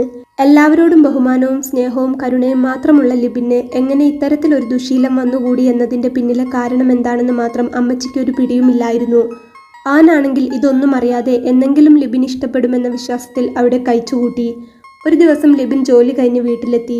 ഫോണിൽ നോക്കിക്കൊണ്ട് അവൻ അകത്തേക്ക് പോകുമ്പോൾ പെട്ടെന്നൊരു നേര് കണ്ടു നോക്കിയപ്പോൾ ഡൈനിങ് ഹാളിലെ ചെരുപ്പ് വയ്ക്കുന്ന സ്റ്റാൻഡിനരികിലിരുന്ന് അവൻ ഊരി വെച്ചിട്ട് പോയ അവൻ്റെ ഷൂസെല്ലാം ഇരുന്ന് തുടച്ചു വൃത്തിയാക്കുന്ന ആനിനെ കണ്ടു. ആ രംഗം കണ്ടപ്പോൾ ലിബിൻ അവളോടെന്തോ വല്ലാത്ത പാവം തോന്നി. അതുകൊണ്ടായിരിക്കണം അന്ന് ആദ്യമായി അവൻ അവളുടെ അരികിലേക്ക് നടന്നു ചെന്നു. എന്നിട്ട് പറഞ്ഞു, ഇതൊന്നും താൻ ചെയ്യേണ്ട, ഇതിനൊക്കെ ഇവിടെ ജോലിക്കാരുണ്ട്, അവിടെ വെച്ചേക്ക്. അപ്പോഴാണ് ലിബിൻ വന്ന കാര്യം ആൻ അറിഞ്ഞത്. അവൾ അപ്പോൾ തല പൊന്തിച്ച് അവൻ്റെ മുഖത്തേക്ക് നോക്കി. എന്നിട്ട് അത് അവിടെ വെച്ച് പെട്ടെന്ന് എഴുന്നേറ്റ് നിന്നു. ഇങ്ങനത്തെ ജോലികളൊന്നും ചെയ്യേണ്ട കേട്ടോ, അതെനിക്കിഷ്ടമല്ല. അത് പറഞ്ഞുകൊണ്ട് അവൻ അകത്തേക്ക് കയറിപ്പോയി. എന്തോ ആദ്യമായി അത് കേട്ടപ്പോൾ അവളുടെ ചുണ്ടിൽ ഒരു ചെറിയ ചിരി പടർന്നു. അവർ തമ്മിലുള്ള അകലം ചെറുതായി കുറയുന്ന പോലെ അവൾക്ക് തോന്നി. അവർ തമ്മിൽ സംസാരവും കാര്യങ്ങളും ഒന്നുമില്ലെങ്കിലും ജോലിക്കിറങ്ങുമ്പോഴൊക്കെ വീട്ടിൽ അവളെ കാണുന്നതും തിരികെ വന്നു കഴിഞ്ഞാൽ ഊണുമേശയിലും ബെഡ്റൂമിലും ഒക്കെ ആയുള്ള അവളുടെ സാമീപ്യവും ലിബിൻ ഇഷ്ടപ്പെട്ടു വരുന്നുണ്ടായിരുന്നു. പല ദിവസങ്ങളിലെ രാത്രിയിലും ആൻ ഉറങ്ങിക്കഴിഞ്ഞാൽ അവൾ അറിയാതെ ലിബിൻ തിരിഞ്ഞുകിടന്ന് അവളുടെ മുഖം നോക്കി അങ്ങനെ കിടക്കാറുണ്ടായിരുന്നു. സെക്സിന് വേണ്ടി മറ്റു പെൺകുട്ടികളുടെ അടുത്ത് പോകാറുണ്ടായിരുന്ന ഒരുത്തനായിട്ട് പോലും ആനിനെ കാണുമ്പോൾ ലിബിൻ്റെ മനസ്സിൽ അവളെക്കുറിച്ച് മോശമായ ഒരു ചിത്രീകരണം ഉണ്ടായില്ല. പകരം നിഷ്കളങ്കമായ അവളുടെ മുഖത്തേക്ക് നോക്കുമ്പോൾ അവൻ്റെ മനസ്സ് നിറയെ അവളോടുള്ള സ്നേഹവും സഹതാപവും ആവോളം വന്നു നിറയുമായിരുന്നു. പക്ഷേ അവൻ അതൊന്നും തുറന്നു കാണിക്കാതെ എല്ലാം ഉള്ളിലൊതുക്കി പുറമെ ഗൗരവം മാത്രം കാണിച്ചു നടന്നു. കൂടാതെ ഹോസ്പിറ്റലിൽ ചെന്നു കഴിഞ്ഞാലും ഡ്യൂട്ടിയിലായിരിക്കുമ്പോഴും ഒക്കെ ലിബിൻ്റെ ഉള്ളിലേക്ക് ആനിൻ്റെ മുഖം ഓടി വന്നുകൊണ്ടിരുന്നു. കല്യാണം കഴിഞ്ഞപ്പോൾ ലിബിൻ ഡോക്ടർ ആകെ മാറി. ഇപ്പോൾ കണ്ട പെണ്ണുങ്ങളുടെ കൂടെ പോക്കും വരവും ഒന്നുമില്ല. കാറിൽ വരുന്നത് കാണാം, ജോലി കഴിഞ്ഞ് തിരിച്ചു പോകുന്നതും കാണാം. സെക്യൂരിറ്റിമാർ അടക്കം എല്ലാവരും ഹോസ്പിറ്റലിൽ പറഞ്ഞു തുടങ്ങി. എന്നാൽ ലിബിൻ്റെ പൈസ പ്രതീക്ഷിച്ച് കൂടെ പോയിക്കൊണ്ടിരുന്ന പെണ്ണുങ്ങൾക്ക് മാത്രം അതൊരു വലിയ തിരിച്ചടിയായിരുന്നു. ലിബിൻ അവരെ ഒന്നും മൈൻഡ് പോലും ചെയ്യാതെയായി. ഒരു ദിവസം പതിവ് പോലെ ലിബിൻ ജോലി കഴിഞ്ഞ് വീട്ടിലേക്ക് വന്നു. ഉമ്മറത്ത് നിന്ന് കോളിംഗ് ബെൽ അടിച്ചപ്പോൾ ജോലിക്കാരി അന്നമ്മയാണ് വന്ന് വാതിൽ തുറന്നത്. ലിബിൻ അകത്തേക്ക് കയറി. റൂമിൽ ചെന്ന് കുളിയൊക്കെ കഴിഞ്ഞ് താഴേക്ക് ഇറങ്ങി വന്നു. ചായ കുടിക്കാനായി ടേബിളിനരികിലേക്ക് ചെന്നപ്പോൾ അമ്മച്ചിയെയും ആനിനെയും അവിടെ കണ്ടില്ല. അന്നമ്മ വേഗം വന്ന് ലിബിന് ചായ കൊടുത്തു. അവരെന്തേ അന്നമ്മ ചേട്ടത്തി? അവർ രണ്ടുപേരെയും അവിടെ കാണാതായപ്പോൾ ചായ കുടിച്ചുകൊണ്ട് ലിബിൻ അന്നമ്മയോട് ചോദിച്ചു. അത് ശരി, അപ്പോൾ സൂസമ്മ കൊച്ചമ്മ കുഞ്ഞിനെ വിളിച്ചില്ലായിരുന്നോ? അന്നമ്മ ചോദിച്ചു. ഇല്ലല്ലോ, എന്തു പറ്റി? ആൻമോൾ ഇന്നിവിടെ സ്റ്റെപ്പിൽ കാലു വൈദ്യു വീണു. 5-10 സ്റ്റെപ്പ് മോളിൽ നിന്നാ വീണത്. കൈയൊക്കെ വല്ലാതെ നീര് വന്ന് വീർത്തിട്ടുണ്ടായിരുന്നു. കണ്ടിട്ട് കൈക്ക് പൊട്ടലുണ്ടെന്ന് എനിക്ക് അപ്പോളേ തോന്നി. തോമച്ചേട്ടനും കൊച്ചമ്മയും ഡ്രൈവറെ വിളിച്ചു വരുത്തി കാർ എടുത്തുകൊണ്ട് ഹോസ്പിറ്റലിൽ പോയതാ. ഞാൻ കരുതി കുഞ്ഞിനെ വിളിച്ചു കാണുമെന്ന്. അന്നമ്മ പറഞ്ഞു. ഇല്ല, എന്നെ വിളിച്ചില്ല, ലിബിൻ പറഞ്ഞു. ചിലപ്പോൾ കുഞ്ഞു ഡ്യൂട്ടിയിൽ തിരക്കിലായതുകൊണ്ട് ബുദ്ധിമുട്ടിക്കേണ്ട എന്ന് കരുതിയാവും വിളിക്കാഞ്ഞത്. ഉച്ചയ്ക്ക് മുന്നേ പോയതാ. നമ്മുടെ ഹോസ്പിറ്റലിലേക്ക് തന്നെയാ പോയത്. വലതുകൈയുടെ എല്ലിന് പൊട്ടലുണ്ടെന്ന് തോമച്ചേട്ടൻ നേരത്തെ വിളിച്ചപ്പോൾ പറഞ്ഞു. അവരിങ്ങോട്ട് ഇപ്പോൾ വരും. പറഞ്ഞു തീരുന്നതിന് മുൻപ് ഗേറ്റ് കടന്ന് അവരുടെ കാർ മുൻവശത്തെത്തിയിരുന്നു. ലിബിൻ ചായക്കപ്പ് മേശപ്പുറത്ത് വെച്ച് വേഗം പുറത്തേക്ക് പോയി നോക്കി. ആനിനെയും കൈപിടിച്ചുകൊണ്ട് സൂസമ്മ ഇറങ്ങി. കൂടെ തോമച്ചേട്ടനും ഡ്രൈവറുമുണ്ട്. എന്താ പറ്റിയത്? ലിബിൻ വേഗം സ്റ്റെപ്പ് ഇറങ്ങിപ്പോയി ചോദിച്ചു. ആനിൻ്റെ മുഖം അപ്പോൾ വല്ലാതിരിക്കുന്നുണ്ടായിരുന്നു. കൂടെ കരഞ്ഞു കലങ്ങിയ കണ്ണുകളും. അവൾ കാല് സ്ലിപ്പായി സ്റ്റെപ്പിൽ നിന്ന് വീണതാ. കൈയുടെ എല്ലിന് ചെറിയൊരു പൊട്ടലുണ്ട്. ബാൻഡേജ് ഇട്ടു, സൂസമ്മ പറഞ്ഞു. എന്നിട്ടെന്താ എന്നെ വിളിക്കാതിരുന്നത്? ഞാൻ ഹോസ്പിറ്റലിൽ ഉണ്ടായിരുന്നല്ലോ, ലിബിൻ അമ്മച്ചിയോട് ചോദിച്ചു. നീ ജോലിയുടെ തിരക്കിലാവും, പിന്നെ നിന്നെ വെറുതെ ബുദ്ധിമുട്ടിക്കണ്ടല്ലോ എന്ന് കരുതി തൽക്കാലം ഞാനുണ്ടല്ലോ, സൂസമ്മ പറഞ്ഞു. എന്നാലും അത് അങ്ങനെയല്ലല്ലോ. എൻ്റെ ഭാര്യയ്ക്ക് സുഖമില്ലാതെ ആയാൽ ഞാൻ അറിയണ്ടേ? ലിബിൻ അമ്മച്ചിയോട് വീണ്ടും ചോദിച്ചു. പെട്ടെന്ന് അവൻ അങ്ങനെ പറഞ്ഞപ്പോൾ അമ്മച്ചിയുടെ മനസ്സിൽ ഒരു നേരിയ സന്തോഷം വന്നു. ആനും നിറഞ്ഞ കണ്ണുകളോടെ അവനെ ഒന്ന് നോക്കി. ഇതുവരെ ഭാര്യയാണെന്നുള്ള ഒരു പരിഗണന പോലും തരാതിരുന്ന ലിബിൻ്റെ അടുത്തുനിന്ന് അങ്ങനെ ഒരു സംസാരമുണ്ടായപ്പോൾ ആനിനും വല്ലാത്തൊരാശ്വാസം തോന്നി. സൂസമ്മ അവളെ കൈപിടിച്ച് അകത്തേക്ക് കയറ്റി. ശേഷം താഴെയുള്ള സൂസമ്മയുടെ റൂമിൽ കൊണ്ടുപോയി കിടത്തി. ലിബിൻ അപ്പോൾ അങ്ങോട്ട് ചെന്ന് അമ്മച്ചിയോട് ചോദിച്ചു, ഏത് ഡോക്ടറാണ് ഇവളെ നോക്കിയത്? കിരൺ ഡോക്ടർ, സൂസമ്മ പറഞ്ഞു. ശരി, ഞാൻ അവനെ വിളിച്ചോളാം എന്ന് പറഞ്ഞ് ലിബിൻ ഫോൺ എടുത്തിട്ട് ഡോക്ടർ കിരണിനെ വിളിച്ച് വിവരങ്ങളൊക്കെ ചോദിച്ചറിഞ്ഞു. അത് കഴിഞ്ഞ് അവൻ മുറിയിൽ വന്നപ്പോൾ ആൻ അവിടെ കട്ടിലിൽ ചുരുണ്ടുകൂടി കിടക്കുകയായിരുന്നു. ലിബിൻ അവളുടെ അടുത്തേക്ക് ചെന്നു. ആദ്യമായി അവൻ അവളെ മുഖത്തേക്ക് നോക്കിക്കൊണ്ട് അവളുടെ അരികിലായി കട്ടിലിൻ്റെ ഒരോരം ചേർന്നിരുന്നു. എന്നിട്ട് പറഞ്ഞു, ഞാൻ ഡോക്ടർ കിരണിനെ വിളിച്ചിരുന്നു. വലിയ കുഴപ്പമില്ല, 3 മാസം ബാൻഡേജ് ഇട്ടാൽ ശരിയാവുമെന്നാണ് പറഞ്ഞത്. ചെറുതായ ഒരു പൊട്ടലുണ്ട്, അതുകൊണ്ടാണ്. സാരമില്ല, ശരിയായിക്കോളും. ലിബിൻ അവളെ നോക്കി സൗമ്യമായി പറഞ്ഞു. ആൻ അപ്പോൾ ലിബിൻ്റെ സംസാരം കേട്ടപ്പോൾ ഒരു കൈ കുത്തി അവിടെ എഴുന്നേറ്റിരിക്കാൻ നോക്കി. വേണ്ട വേണ്ട, എണീക്കണ്ട, നീ കിടന്നോ. അവൻ അവളെ എണീക്കാൻ സമ്മതിക്കാതെ അവളുടെ തോളിൽ തട്ടി അവിടെ തന്നെ കിടത്തി. പിന്നെ കുറച്ചു നേരം ഒന്നും പറയാതെ അവളുടെ മുഖത്തേക്ക് തന്നെ നോക്കി. അവർക്ക് രണ്ടുപേർക്കും പരസ്പരം ഒന്നും പറയാനുണ്ടായിരുന്നില്ല. കുറച്ചു നേരം നോക്കി നിന്ന ശേഷം ലിബിൻ പുറത്തേക്ക് നടക്കുമ്പോൾ ആൻ മെല്ലെ വിളിച്ചു, ഇച്ചായ. ആ വിളി കേട്ടപ്പോൾ പെട്ടെന്ന് ലിബിൻ്റെ കണ്ണ് നിറഞ്ഞു. അത്രമേൽ വേണ്ടപ്പെട്ട ആരോ വിളിക്കുന്ന പോലെ ഉള്ളിൽ തോന്നിയ ലിബിൻ തിരിഞ്ഞു നോക്കി. എന്നിട്ട് അവളുടെ അടുത്തേക്ക് ചെന്നു. എന്തേയ്?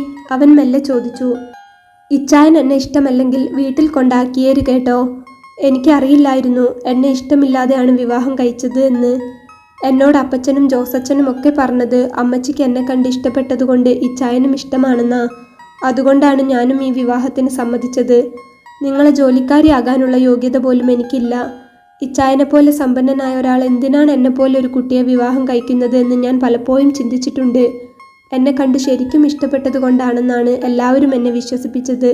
പിന്നെയാണ് അമ്മച്ചി പറഞ്ഞത് ഇച്ചായൻ അമ്മച്ചിയുടെ നിർബന്ധത്തിന് വഴങ്ങിക്കൊടുത്തതാണെന്ന്. എനിക്കറിയില്ലായിരുന്നു.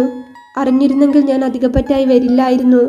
ആൻ കണ്ണു നിറഞ്ഞുകൊണ്ട് അത് പറഞ്ഞപ്പോൾ ലിബിൻ്റെ മനസ്സിൽ പെട്ടെന്ന് വല്ലാത്തൊരു വിഷമം അലയടിച്ചു.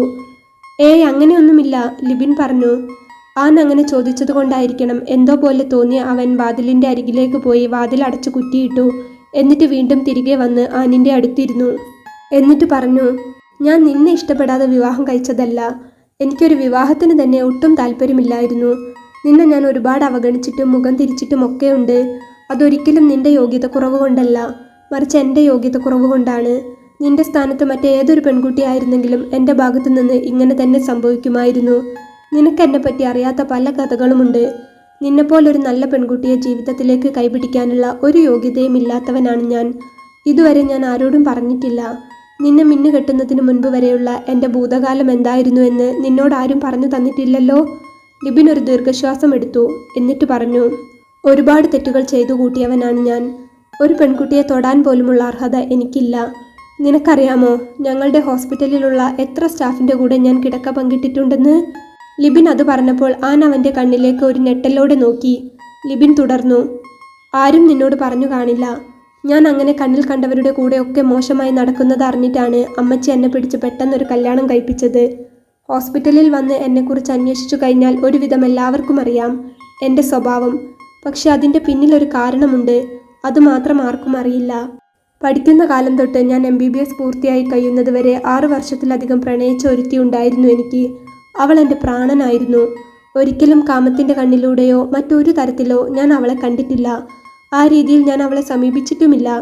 എൻ്റെ നല്ല പാതിയായി, എൻ്റെ ജീവൻ്റെ ജീവനായി മാത്രമേ ഞാൻ കണ്ടിരുന്നുള്ളൂ. എൻ്റെ ഓരോ ശ്വാസത്തിലും ഊണിലും ഉറക്കത്തിലുമെല്ലാം അവളായിരുന്നു. ജീവിതം ഓരോ നിമിഷവും മുന്നോട്ട് പോകുന്നത് വരെ അവളെ ഓർത്തുകൊണ്ട് മാത്രമായിരുന്നു.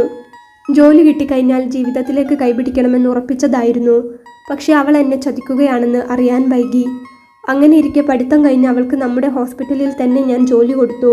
അതും മറ്റു ഡോക്ടേഴ്സിനെ അപേക്ഷിച്ച് നല്ല സാലറിയിൽ തന്നെ. ഹോസ്പിറ്റലിനോട് തൊട്ടടുത്ത് തന്നെ അവൾക്കും അവളുടെ കൂട്ടുകാരിക്കും താമസിക്കാനായി നല്ലൊരു അപ്പാർട്ട്മെൻറ്റ് ഞാൻ ശരിയാക്കി കൊടുത്തു.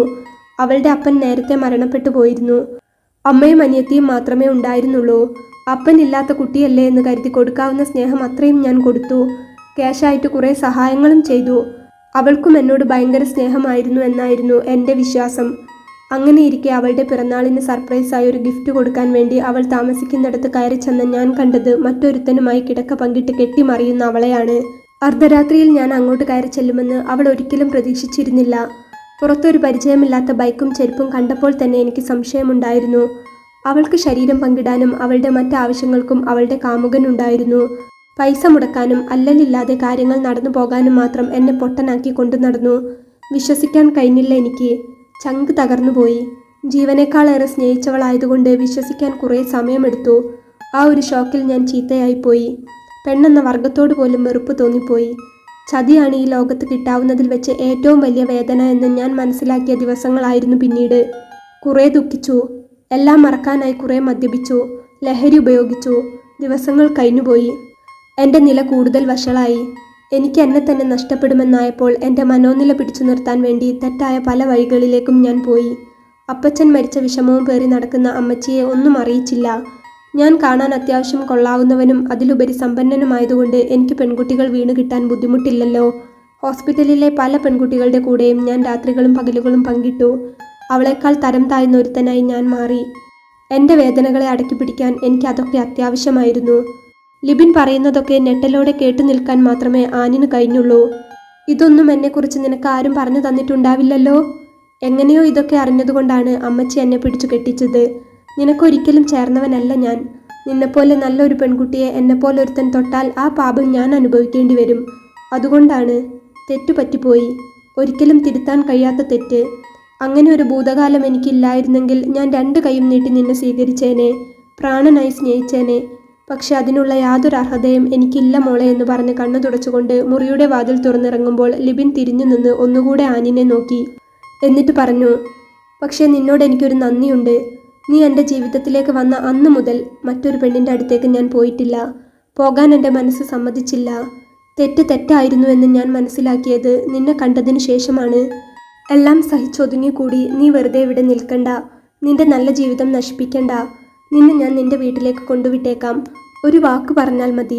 വെറുതെ ഇവിടെ നിന്ന് നിന്റെ ജീവിതം കൂടെ ഇല്ലാതാക്കണ്ട എന്ന് പറഞ്ഞ് ലിബിൻ റൂമിൽ നിന്ന് പുറത്തേക്ക് പോയി. എന്തു ചെയ്യണമെന്നറിയാതെ ബാൻഡേജ് ഇട്ട കൈയുമായി ആൻ കട്ടിലിൽ കിടന്ന് കുറേ കരഞ്ഞു. പിന്നെ കുറച്ചു ദിവസത്തേക്ക് ലിബിനെ അവൾ നേരിൽ കണ്ടതേയില്ല. ലിബിനാണെങ്കിൽ അവളുടെ മുറിയിലേക്ക് കയറി വന്നതുമില്ല. എല്ലാം മറച്ചുവെച്ച് കല്യാണം കഴിപ്പിച്ചതുകൊണ്ട് അമ്മച്ചിയോട് അവൾക്ക് ദേഷ്യമൊന്നും ഉണ്ടായിരുന്നില്ല. ആനിൻ്റെ 3 ചേച്ചിമാരുടെയും വിവാഹം കഴിഞ്ഞിരുന്നെങ്കിലും അപ്പനും അമ്മയ്ക്കും എന്തെങ്കിലും സംഭവിച്ചു പോയാൽ അവൾക്ക് ചേച്ചിമാരുടെ ഭർത്താവിൻ്റെ വീട്ടിൽ ചെന്ന് കുറേ കാലം നിൽക്കാൻ പറ്റില്ല എന്ന് അവൾക്ക് നന്നായി അറിയാമായിരുന്നു. എത്രയായാലും കുറച്ചു കഴിയുമ്പോൾ അവൾ അവിടെ ഒരു അധികപ്പറ്റാകുമായിരുന്നു. പിന്നെ 3 ചേച്ചിമാരെ കെട്ടിച്ചയച്ച കടവും അതിൻ്റെ കൂടെ അപ്പച്ചനും അമ്മച്ചിക്കും 100 കൂട്ടം അസുഖങ്ങളും. അപ്പച്ചനാണെങ്കിൽ ഇപ്പോൾ കുറച്ചു ദിവസമായിട്ട് ശരീരം തളർന്നു കിടപ്പിലുമാണ്. ലിബിനുമായുള്ള വിവാഹം കഴിഞ്ഞ ശേഷം സൂസമ്മയാണ് അവളുടെ അപ്പച്ചൻ്റെ ചിലവും മറ്റു കാര്യങ്ങളും എല്ലാം തന്നെ നോക്കിയതും അവരുടെ ഹോസ്പിറ്റലിൽ നല്ല ട്രീറ്റ്മെൻറ്റ് കൊടുക്കുന്നതുമെല്ലാം.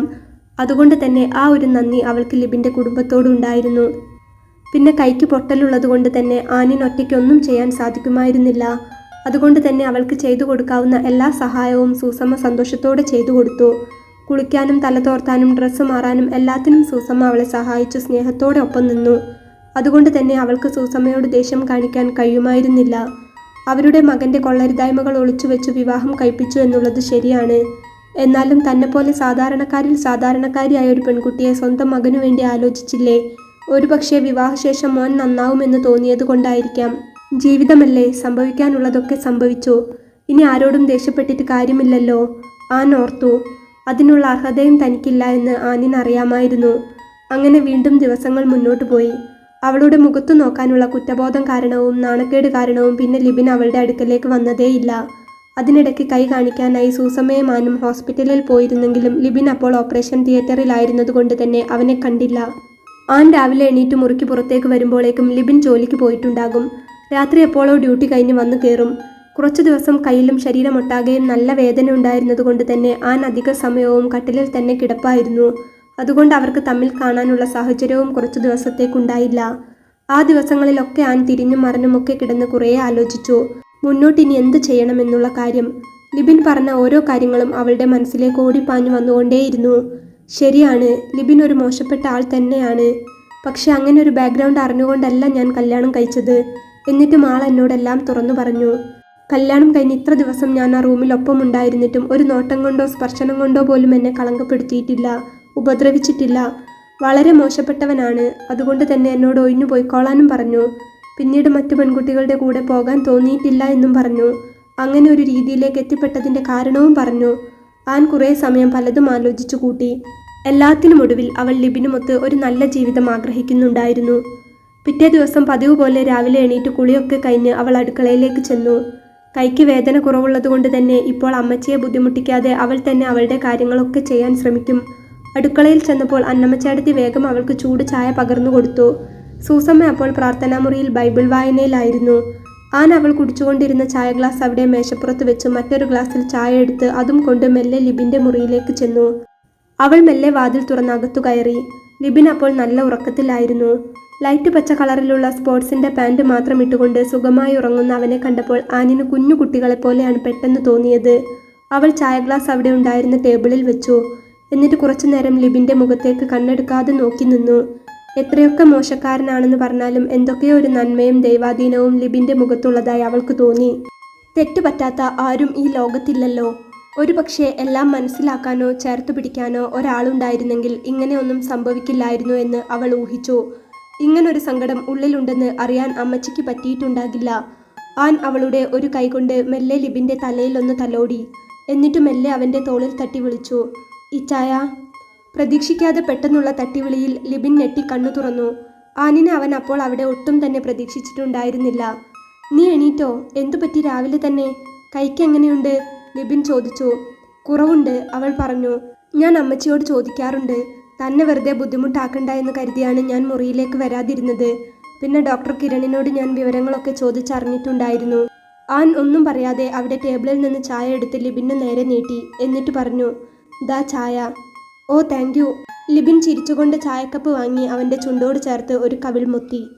ആൻ പിന്നൊന്നും പറയാതെ അവിടെ നിന്നു. ലിബിൻ ഒന്ന് ഇടം കണ്ണിട്ട് അവളെ നോക്കി. ആൻ എന്താ രാവിലെ തന്നെ വന്നത്? വീട്ടിൽ കൊണ്ടുവിടുന്ന കാര്യം പറയാനാണോ? ലിബിൻ ചോദിച്ചു. ആൻ അപ്പോൾ അവൻ്റെ കണ്ണിലേക്ക് നിസ്സഹായാവസ്ഥയിൽ നോക്കി. എന്നിട്ട് പറഞ്ഞു, ഞാൻ എവിടേക്കും പോകുന്നില്ല. ഇച്ചായനാണ് ആദ്യമായി എൻ്റെ കഴുത്തിൽ ദാ ഈ മിന്നു കെട്ടിയത്. അതുകൊണ്ട് തന്നെ എനിക്ക് ഇട്ടേച്ചു പോകാൻ തോന്നുന്നില്ല.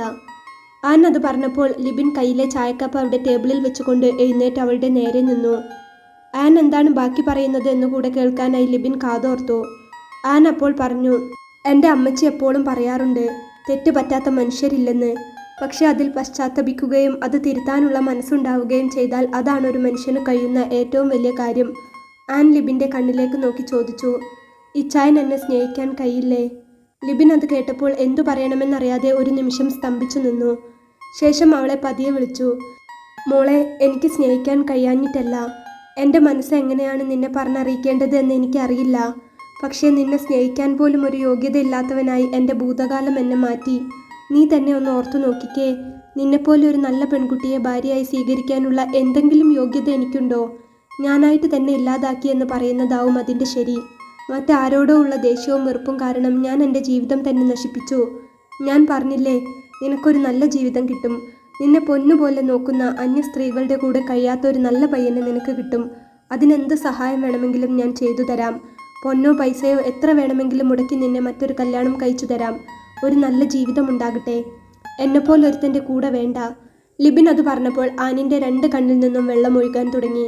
അവൾ കരഞ്ഞുകൊണ്ട് കഴുത്തിൽ കിടക്കുന്ന മിന്നെടുത്ത് ലിബിന് നേരെ കാണിച്ചുകൊണ്ട് പറഞ്ഞു, എൻ്റെ അമ്മച്ചി പറഞ്ഞു ഞാൻ കേട്ടിട്ടുണ്ട്.